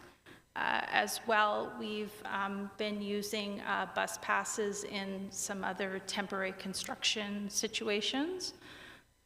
But not all of the bus routes work for home to school. So we do rely quite heavily still on school bus transportation for secondary students throughout the region.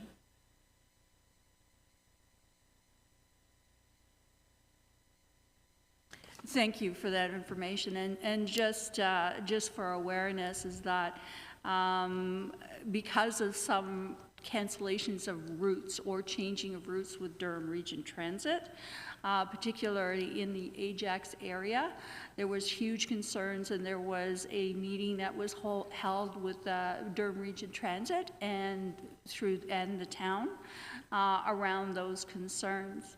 And as you mentioned, that some of those routes, and with the changing of routes, they no longer service our students to get to school, but not only to get to school, but support some of the other pathways as far as, you know, programs such as co-op and so forth.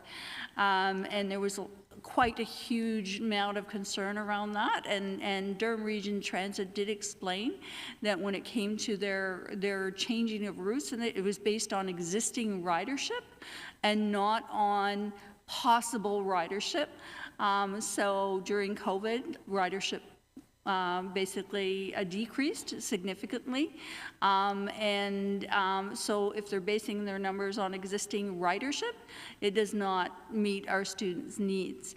So I'm just sort of a comment as far as having those discussions around where the ridership currently is deficit from that. The other area that was very much touched on was around accessibility. And even though, and they are just starting to track on-demand requests that aren't fulfilled. And I would suggest that that's really, especially when a student cannot make it to the nearest bus stop because it may be physically impossible, as well as changing where the on-demand bus might drop them off to meet a regular DRT bus, because the change in structure, the student may not be able to do the change of the scheduling or the pathway that from one drop-off to another drop-off, and what that route, because it might be a different route. So those are the conversations that we had, and so there might be some discussions on how we fulfill the secondary students and their needs, not only for regular school programs, but other programs and pathways, and that are currently not being met. Thank you. Trustee Linton.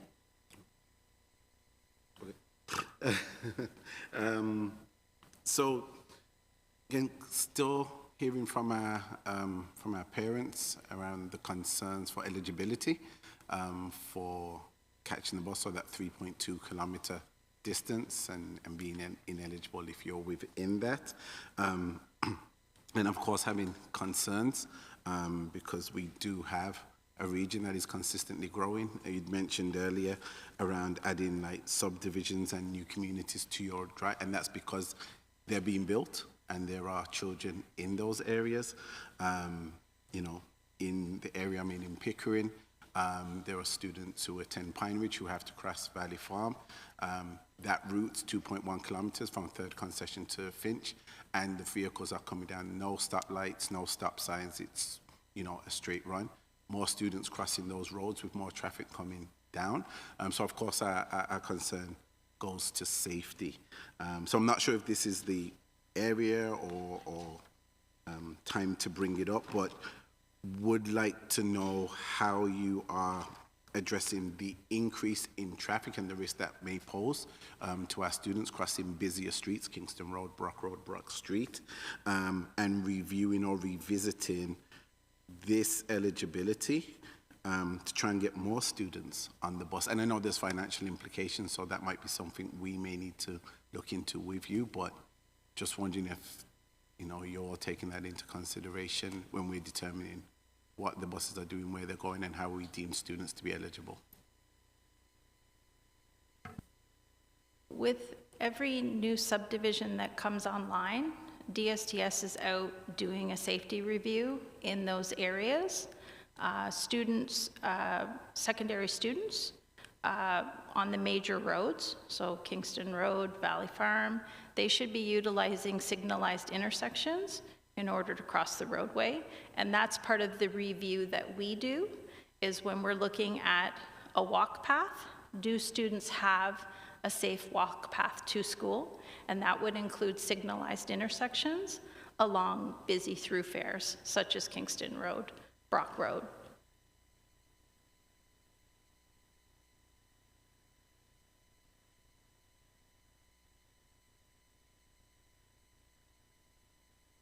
Thank you. Understanding what you're doing and understanding what makes sense for students is two different things. So there's the suggested where a student should cross and where a student is actually crossing based on convenience. So again, if I'm thinking the Valley Farm strip, there's one area and it's not signalized, but it's the only breakaway you can cross over Valley Farm. And students aren't going to cross there because it's not the most accessible access point. So again, maybe I'm asking how we are doing what logic says and what our students are doing in terms of convenience, and analyzing and assessing that. Like, are we now looking at where students are actually crossing, or working with the cities to work out where they're thinking of putting in signalized crossing or stop signs because they're seeing more foot traffic use these areas?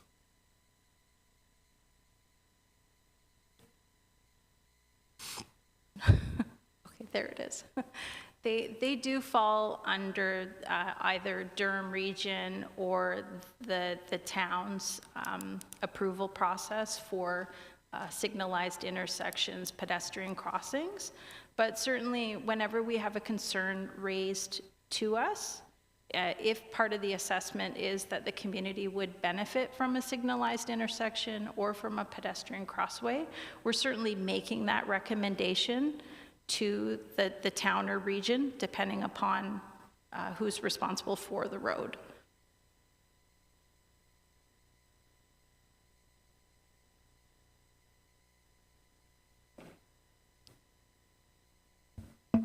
Madam Chair, may I add a point for clarification? Please, through you. I totally understand your point, Trustee Linton, but I do think that the safety review that takes place in the neighborhood is from probably more an elementary student perspective in terms of the major roadways. And so we would expect students in secondary school to be able to cross an artery safely. Elementary student perspective is different, and so if we can't get a municipal crossing guard, I think DSTS would probably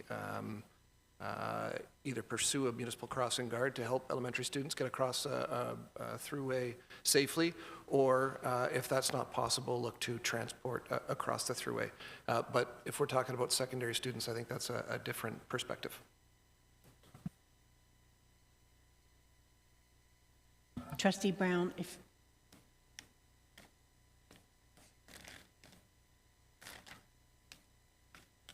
Thank you, and through you, Chair. I just have a question about the previous slide. There was something on there about parent subscription through the app. Now, is that, sorry, the reason why I'm asking, is it tracking where your child is? And parents can pay a subscription to track that their child's got on and off the bus? This wasn't clear as you got to the end. Hi. So if we're talking about M-Transport, the parent subscription, we're just getting ready to launch it. So the first step was to get the tablets on the buses, get everybody a card, make sure that the tap-on, tap-off process was working properly. And the parent subscription will be coming soon. What the parent subscription allows, and there's no cost, it allows parents, if they choose to have this information, to know when the student tapped on the bus. So if you've already left for work, you know that your student got on the bus at 8:28 in the morning. And then in the afternoon, it also tells you when the student tapped off the bus. So they got off the bus at 3:30. So you know that they've gotten off the bus and they should be making their way home at that point.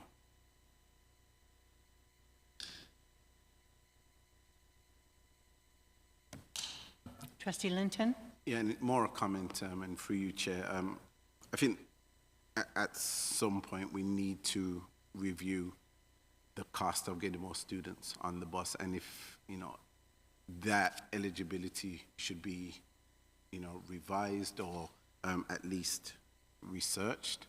Because again, we're talking about student safety, and that is the safest means to get students. So again, not necessarily for comment at this point, but I would like us at some point, and maybe we can get through advice through council on how to look at a report to identify the financial, what it would cost financially to revise or review that boundary eligibility.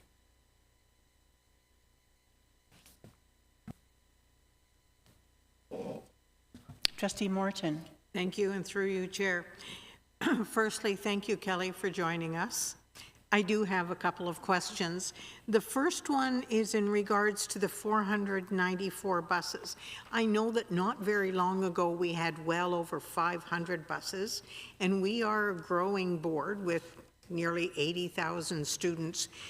Are you planning to continue with the level of tiering that we've had this past year?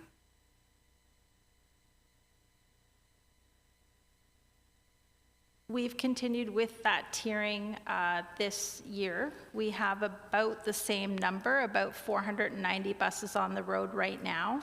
Haven't had a lot of cancellations, but we don't have a lot of extra bus drivers either. We are right now gearing up to secure a few additional routes because there really isn't a lot of tiering left, and we are going to need some additional vehicles, particularly in the Pickering and the growing Oshawa area. So that's probably going to be coming over the next few weeks.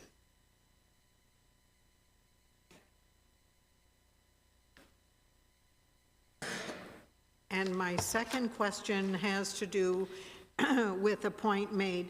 DSTS and member school boards continue to develop a partnership with Durham Region Transit to promote affordable and high-quality public transit options. A couple of years ago, our board met with the Durham Catholic Board. We had student trustees with us, and we met with Durham Region Transit. That was a very positive meeting. I'm wondering if you would consider it an advantage if we pursued that route again and talked to Durham Region Transit about greater possibilities. So I think that's something that both partner boards are interested in, and it's certainly something that DSTS can take back to our governance committee to discuss further. So it's probably a good idea to pursue that. I would say yes, if that's what everybody chooses to do. Thank you, Kelly. So at the moment, we're approaching 10 o'clock, and we need, I think, before we begin on the next topic, to ask for a motion to extend beyond 10. The mover will need to provide a specific time that the meeting we're proposing it'll end. I'm looking for a motion to extend the meeting. Trustee Morton, a seconder. Trustee Linton, all in favor? Time, sorry, Carolyn. A time to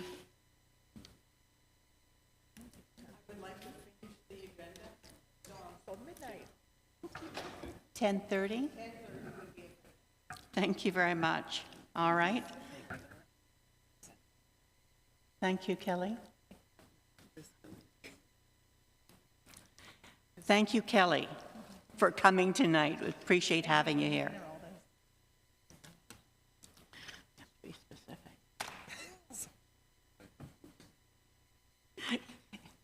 Never mind. All in favor of the motion to extend the meeting to 10:30? Motion carries. Moving on then, I'll call on Associate Director David Wright for the quarterly construction and major projects progress report. Thank you, Madam Chair, and it is my pleasure to welcome this evening Lisa Bianca, Head of Facility Services, who is joining us to present the report. Hang on.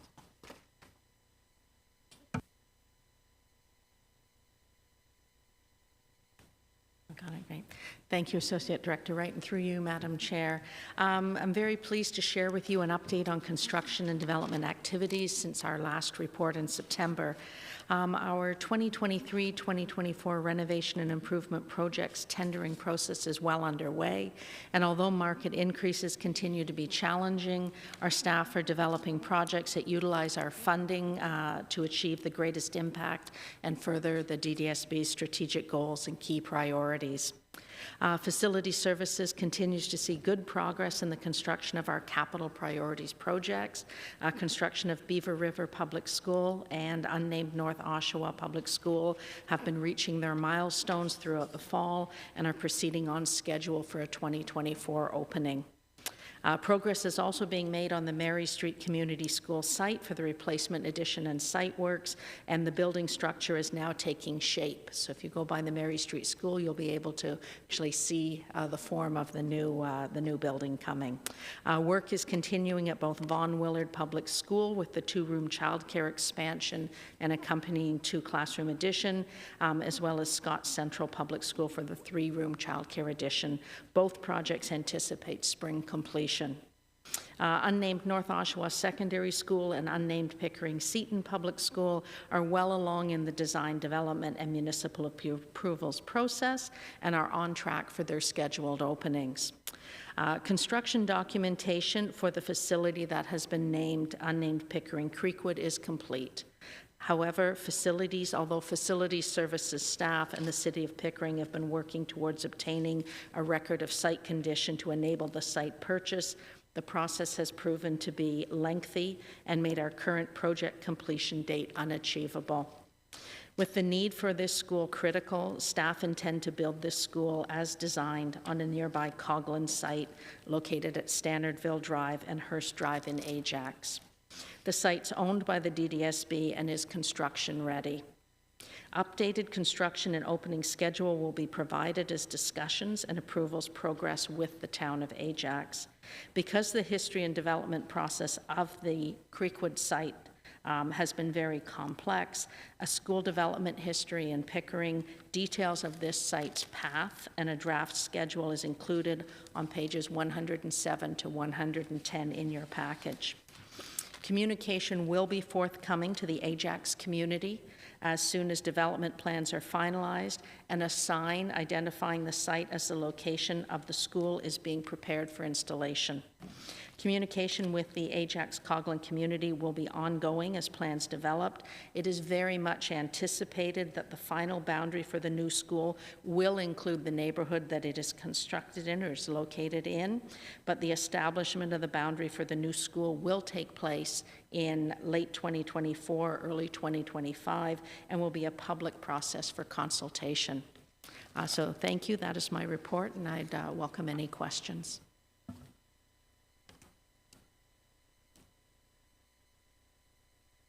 Trustee Edwards. Thank you.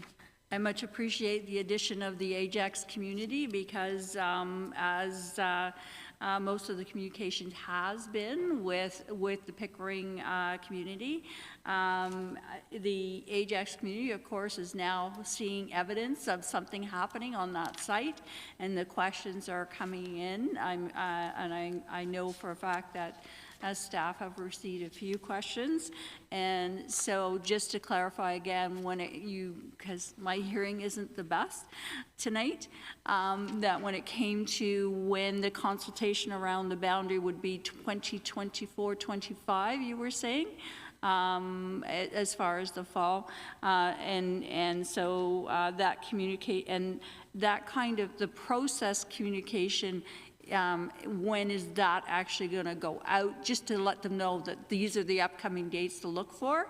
And then the second comment is that it would be nice to change it to unnamed Pickering/Ajax so that they know what to look for.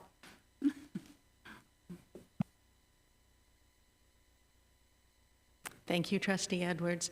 And yes, we will confirm that as we anticipate having information that we can share with the Ajax community very soon, and we'll be working with the Communications Department in the next couple weeks to get that communication out there as well.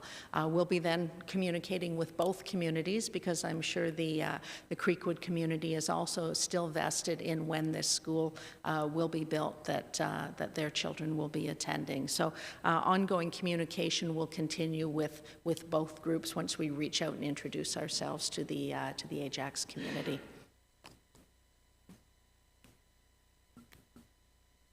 Trustee Linton. Thank you, and through you, Chair. You know, of course, for representing Pickering residents, there's a lot of frustration around this, and we've heard from community meetings and from our parents around how they'd moved in and invested in this area with the promise of that school coming. And so now there is a lot of concern with the funding that was originally allocated for that school being moved to another school, and concerns that that Creekwood site won't be built, whether it's in 2025, 26, or beyond. So I'm wondering if you can speak to any assurances or any next steps in terms of trying to still utilize that Creekwood site to build a school in the future. Certainly. Thank you, Trustee Linton, for the question. The Creekwood site remains in our inventory for future sites. It is an excellent site to build a school on, and we look forward to being able to do that in the future. It is still our intention, once the site is cleared for purchase, that we as a board pursue that site. We certainly have enough future development in North Pickering that we believe we can support the purchase of that site with the Ministry of Education, who approves that site, or approves site purchases. I will add that so the way the ministry sort of approves these projects, we're approved to purchase a site, we get a capital allocation for the build. So it's essentially the same capital priorities allocation being constructed on a different site.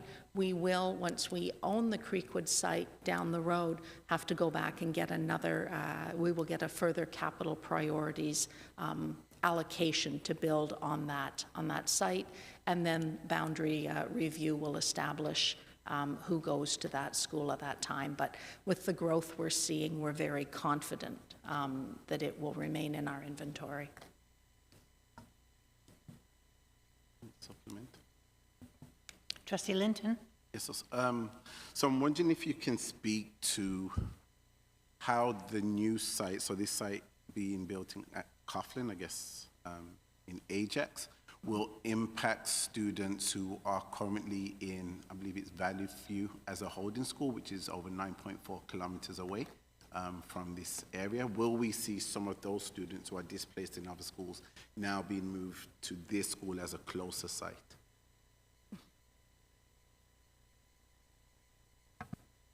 So we anticipate the school population that will be attending the new unnamed Coughlin School will be comprised of the Pickering Creekwood area that is currently holding at Valley View and Valley Farm, as well as the immediate neighborhoods surrounding the new site, which currently is part of the Eagle Ridge Public School permanent boundary. The Creekwood neighborhood actually is in the permanent boundary for Valley View. So it will be the boundary that's established for the new school will adjust the boundaries for the three schools: Valley View, the new school, and Eagle Ridge.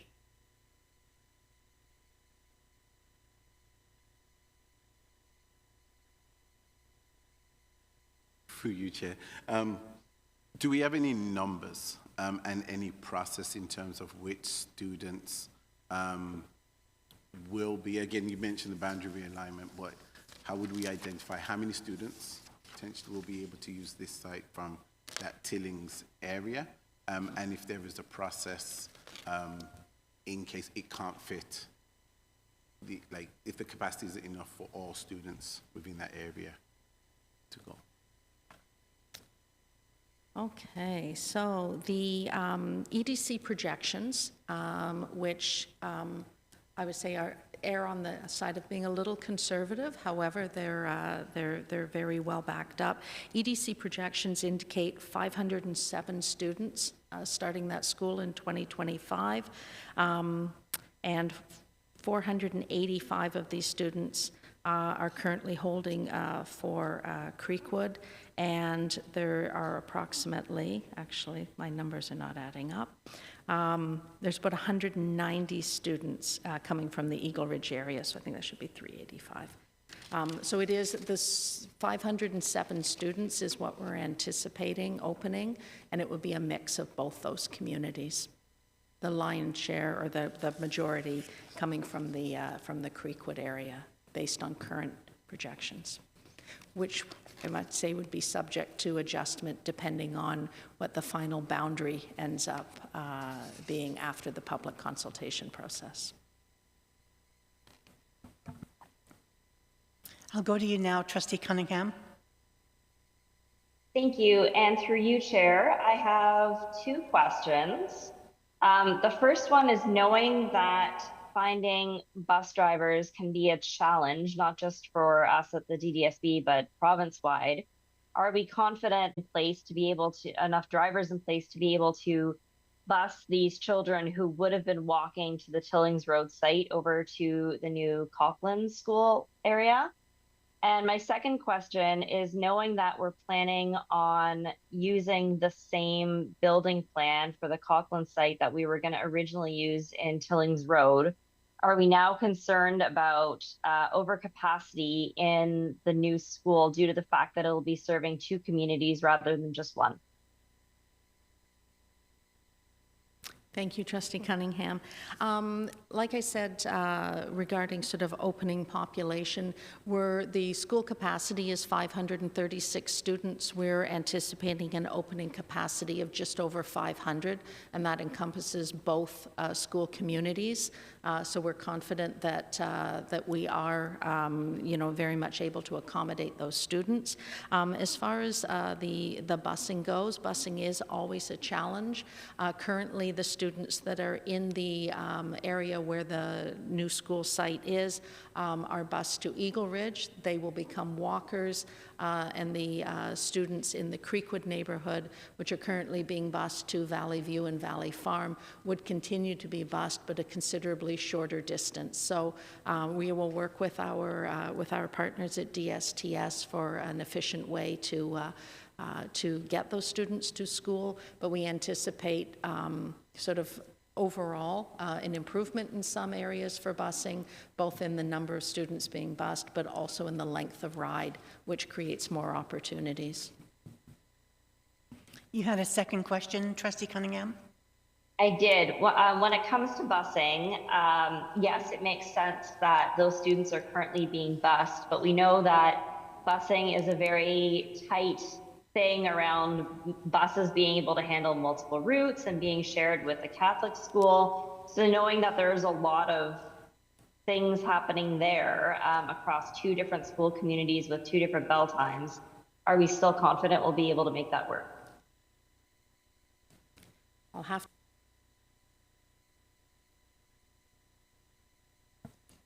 Through you, Madam Chair, happy to take that one on. Trustee Cunningham, I think with the information that we have right now, the number of bus drivers we have right now, if it were to happen tomorrow, we'd be able to support it. Unfortunately, I don't think we're able to say with a great deal of certainty how many bus drivers we're going to have next year and into the future.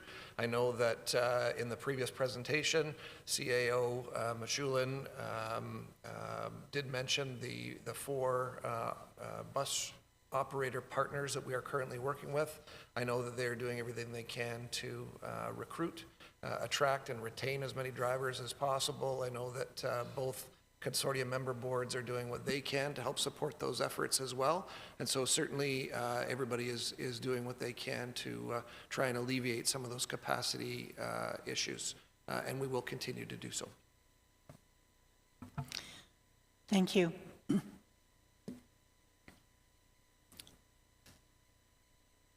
Trustee Linton? So I don't know if there was another report coming, but while we're on Pickering, are you able to speak to the development in Seaton and any updates or projected timelines for that elementary school?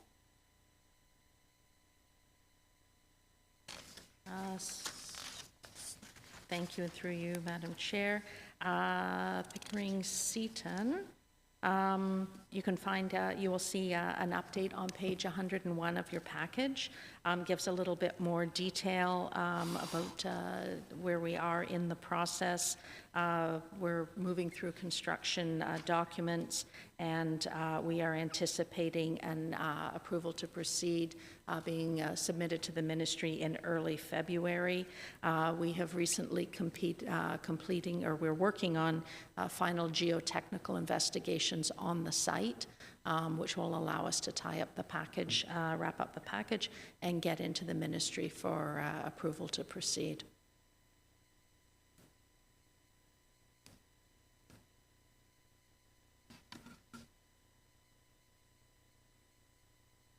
Through you, Chair. And so hot on the heels of the concerns brought to us by the Creekwood residents and parents, are there any concerns about this development in Seaton that may pose a risk to it actually moving forward and getting built?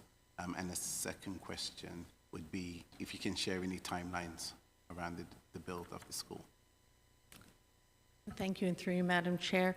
The Pickering Seaton site is what we term a greenfield site, so sort of a non-industrial site. So from that perspective, we don't have concerns about the quality or approval of the site. There's no approval required from the Ministry of the Environment or anything to move forward. It has had an environmental site assessment, which is standard for all property purchases, and it was deemed, okay to proceed. The ministry targeted opening date is September 2026. Staff are moving as quickly as we can, and if there is the possibility of an earlier opening date, but we will have to be further into the process before we could define that. But we'll certainly meet September 2026 on that site.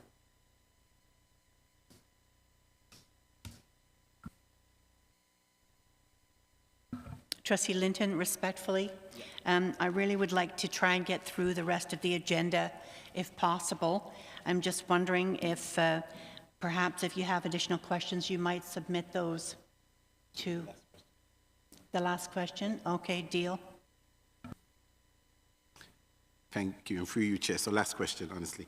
So I'm wondering if you can talk about the impact of this school being built on the current holding schools. So do you see this, when this school is built, it will alleviate pressures on E.B. Finn, Highbush, and other schools? Certainly, thank you.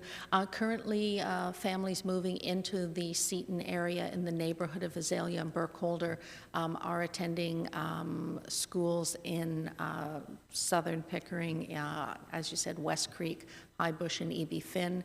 When the new school does open and we establish a boundary in its immediate neighborhood, it will provide relief to those three schools. Thank you very much for answering all of those questions. I'd like to move on in the agenda then to item 12D, and I'll call on Associate Director David Wright for the interim financial report. Thank you, Madam Chair. I'm pleased to be joined this evening by Jennifer Machin, Senior Finance Manager, who is joining us this evening to present the report. Thank you.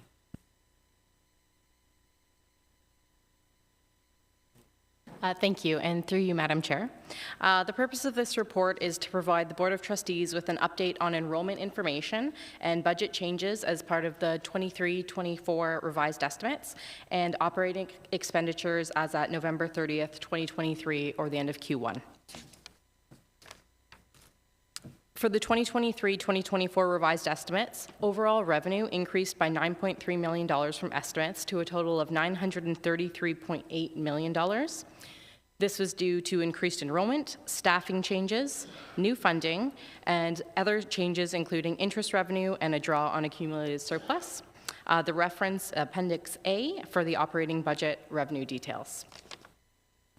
Overall expenditures also increased by $9.3 million from estimates. This change was driven by salary and benefit changes and other changes including technology, utilities, and enveloping. Reference Appendix B for operating budget expenditure details. Capital budget items have been updated to reflect adjusted timelines and revised funding allocations, and details can be found in Appendix C for the capital budget. Operating expenditures for the period ending November 30th, 2023, or Q1, are 24.2% of the revised estimates amount. This is slightly higher than prior year, in which 21.5% was spent at Q1, and this variance is largely due to the change in the pay calendar for the principals and vice principals. There's also a small change in timing of discretionary spending for textbooks, computers, and staff development. As such, it is estimated that operating expenditures for the current year will be on target, and you can reference Appendix D for further details. This report is provided to trustees for information, and I'm happy to answer any questions.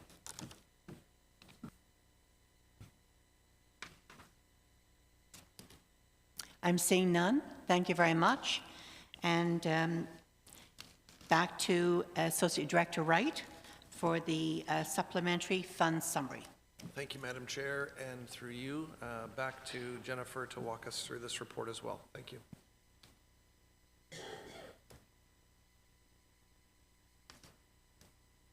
Thank you, and through you, Madam Chair. The purpose of this report is to provide trustees with an update on supplementary funding that has been announced or received to date for 2023-2024. Appendix A lists grants announced to date in the amount of $13.6 million. This includes priorities and partnership grants from the Ministry of Education as well as OPSPA. This report is provided to the Board of Trustees for information, and I'm happy to answer any questions. Any questions for Jennifer? And I'm seeing none. So moving on to Trustee Cunningham for the Governance and Policy Committee report of September 27th. Thank you, and through you, Chair Thatcher, I am bringing forward agenda item 12F for information, the minutes of the September 27th, 2023 Governance and Policy Committee meeting, and would be happy to take any questions.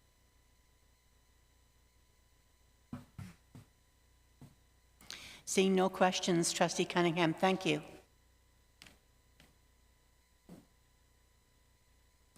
So item 12G, on pages 132 to 135, you'll find the trustee attendance records report covering the period of November 15th, 2022 to November 20th, 2023. Under the board's bylaws, the chair is to deliver to the board an annual report of trustee attendance at meetings, meetings of the board, and meetings of the committee of the whole, standing since the last organizational meeting.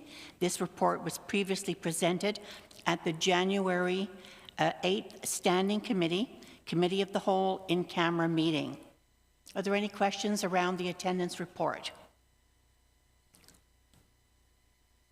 Trustee Miller? Thank you, and through you, Chair. Not a question at the moment, but just a point of correction, if I may. Okay, okay. On page 135, in the attendance record for our session, it was noted that I was virtual. Here it's recorded that I arrived at the time is 6:20. I was virtual and I arrived in the building, so I was not late to the meeting, but it was virtual and then into the session for correction. You're on page 135, did you say?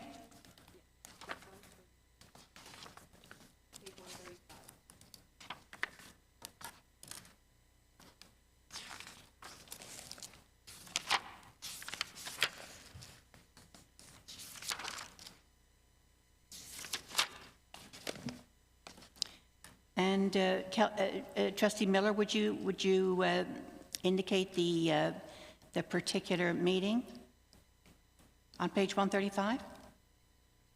What's it? Right here.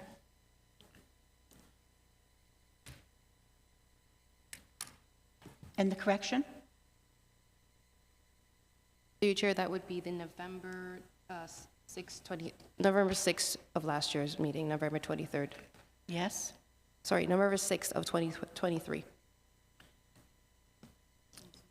And the correction? It was a virtual online.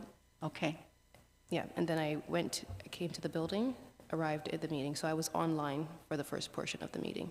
Okay. Thank you. Thank you. We'll make the correction.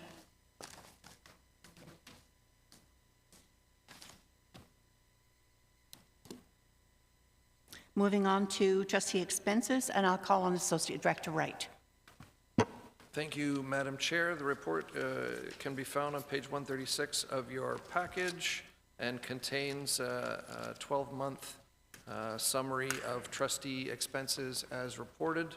You can find the two charts for your information on page 2 of the report, and I'd be happy to answer any questions through you. Thank you.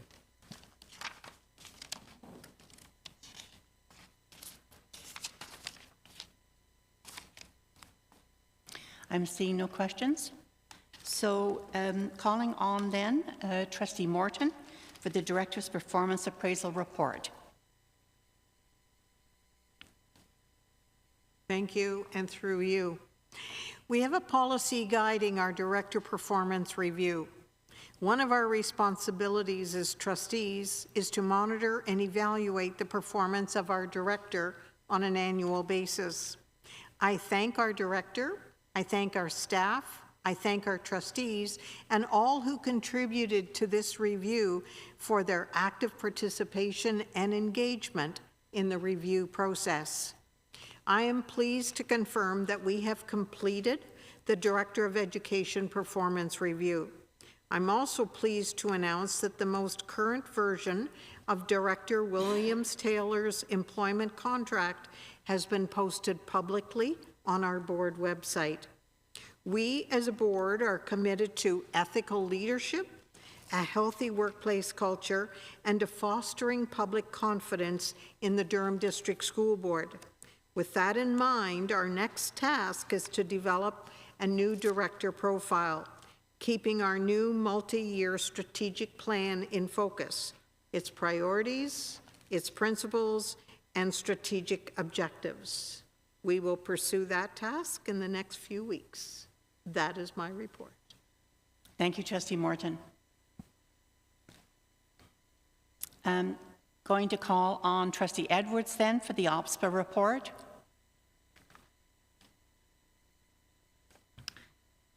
Thank you, through you.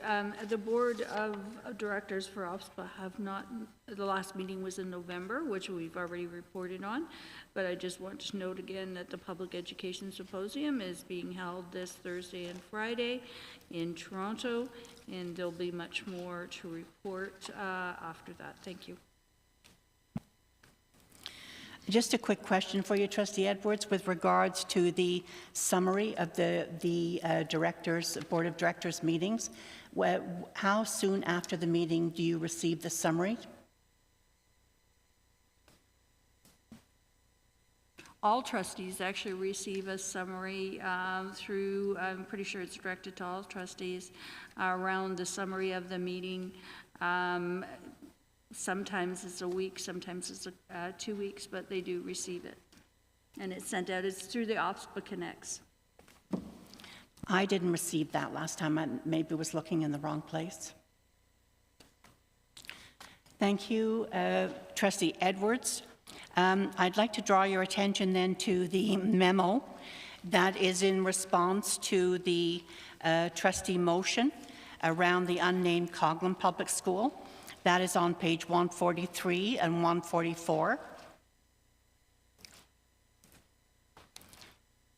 And the Ministry of Education response, that was the letter that we sent to the ministry around the capital priority submissions for West Whitby. And that can be found on pages 145 to 146. As there is no further business, I will adjourn this meeting. Good night, everyone.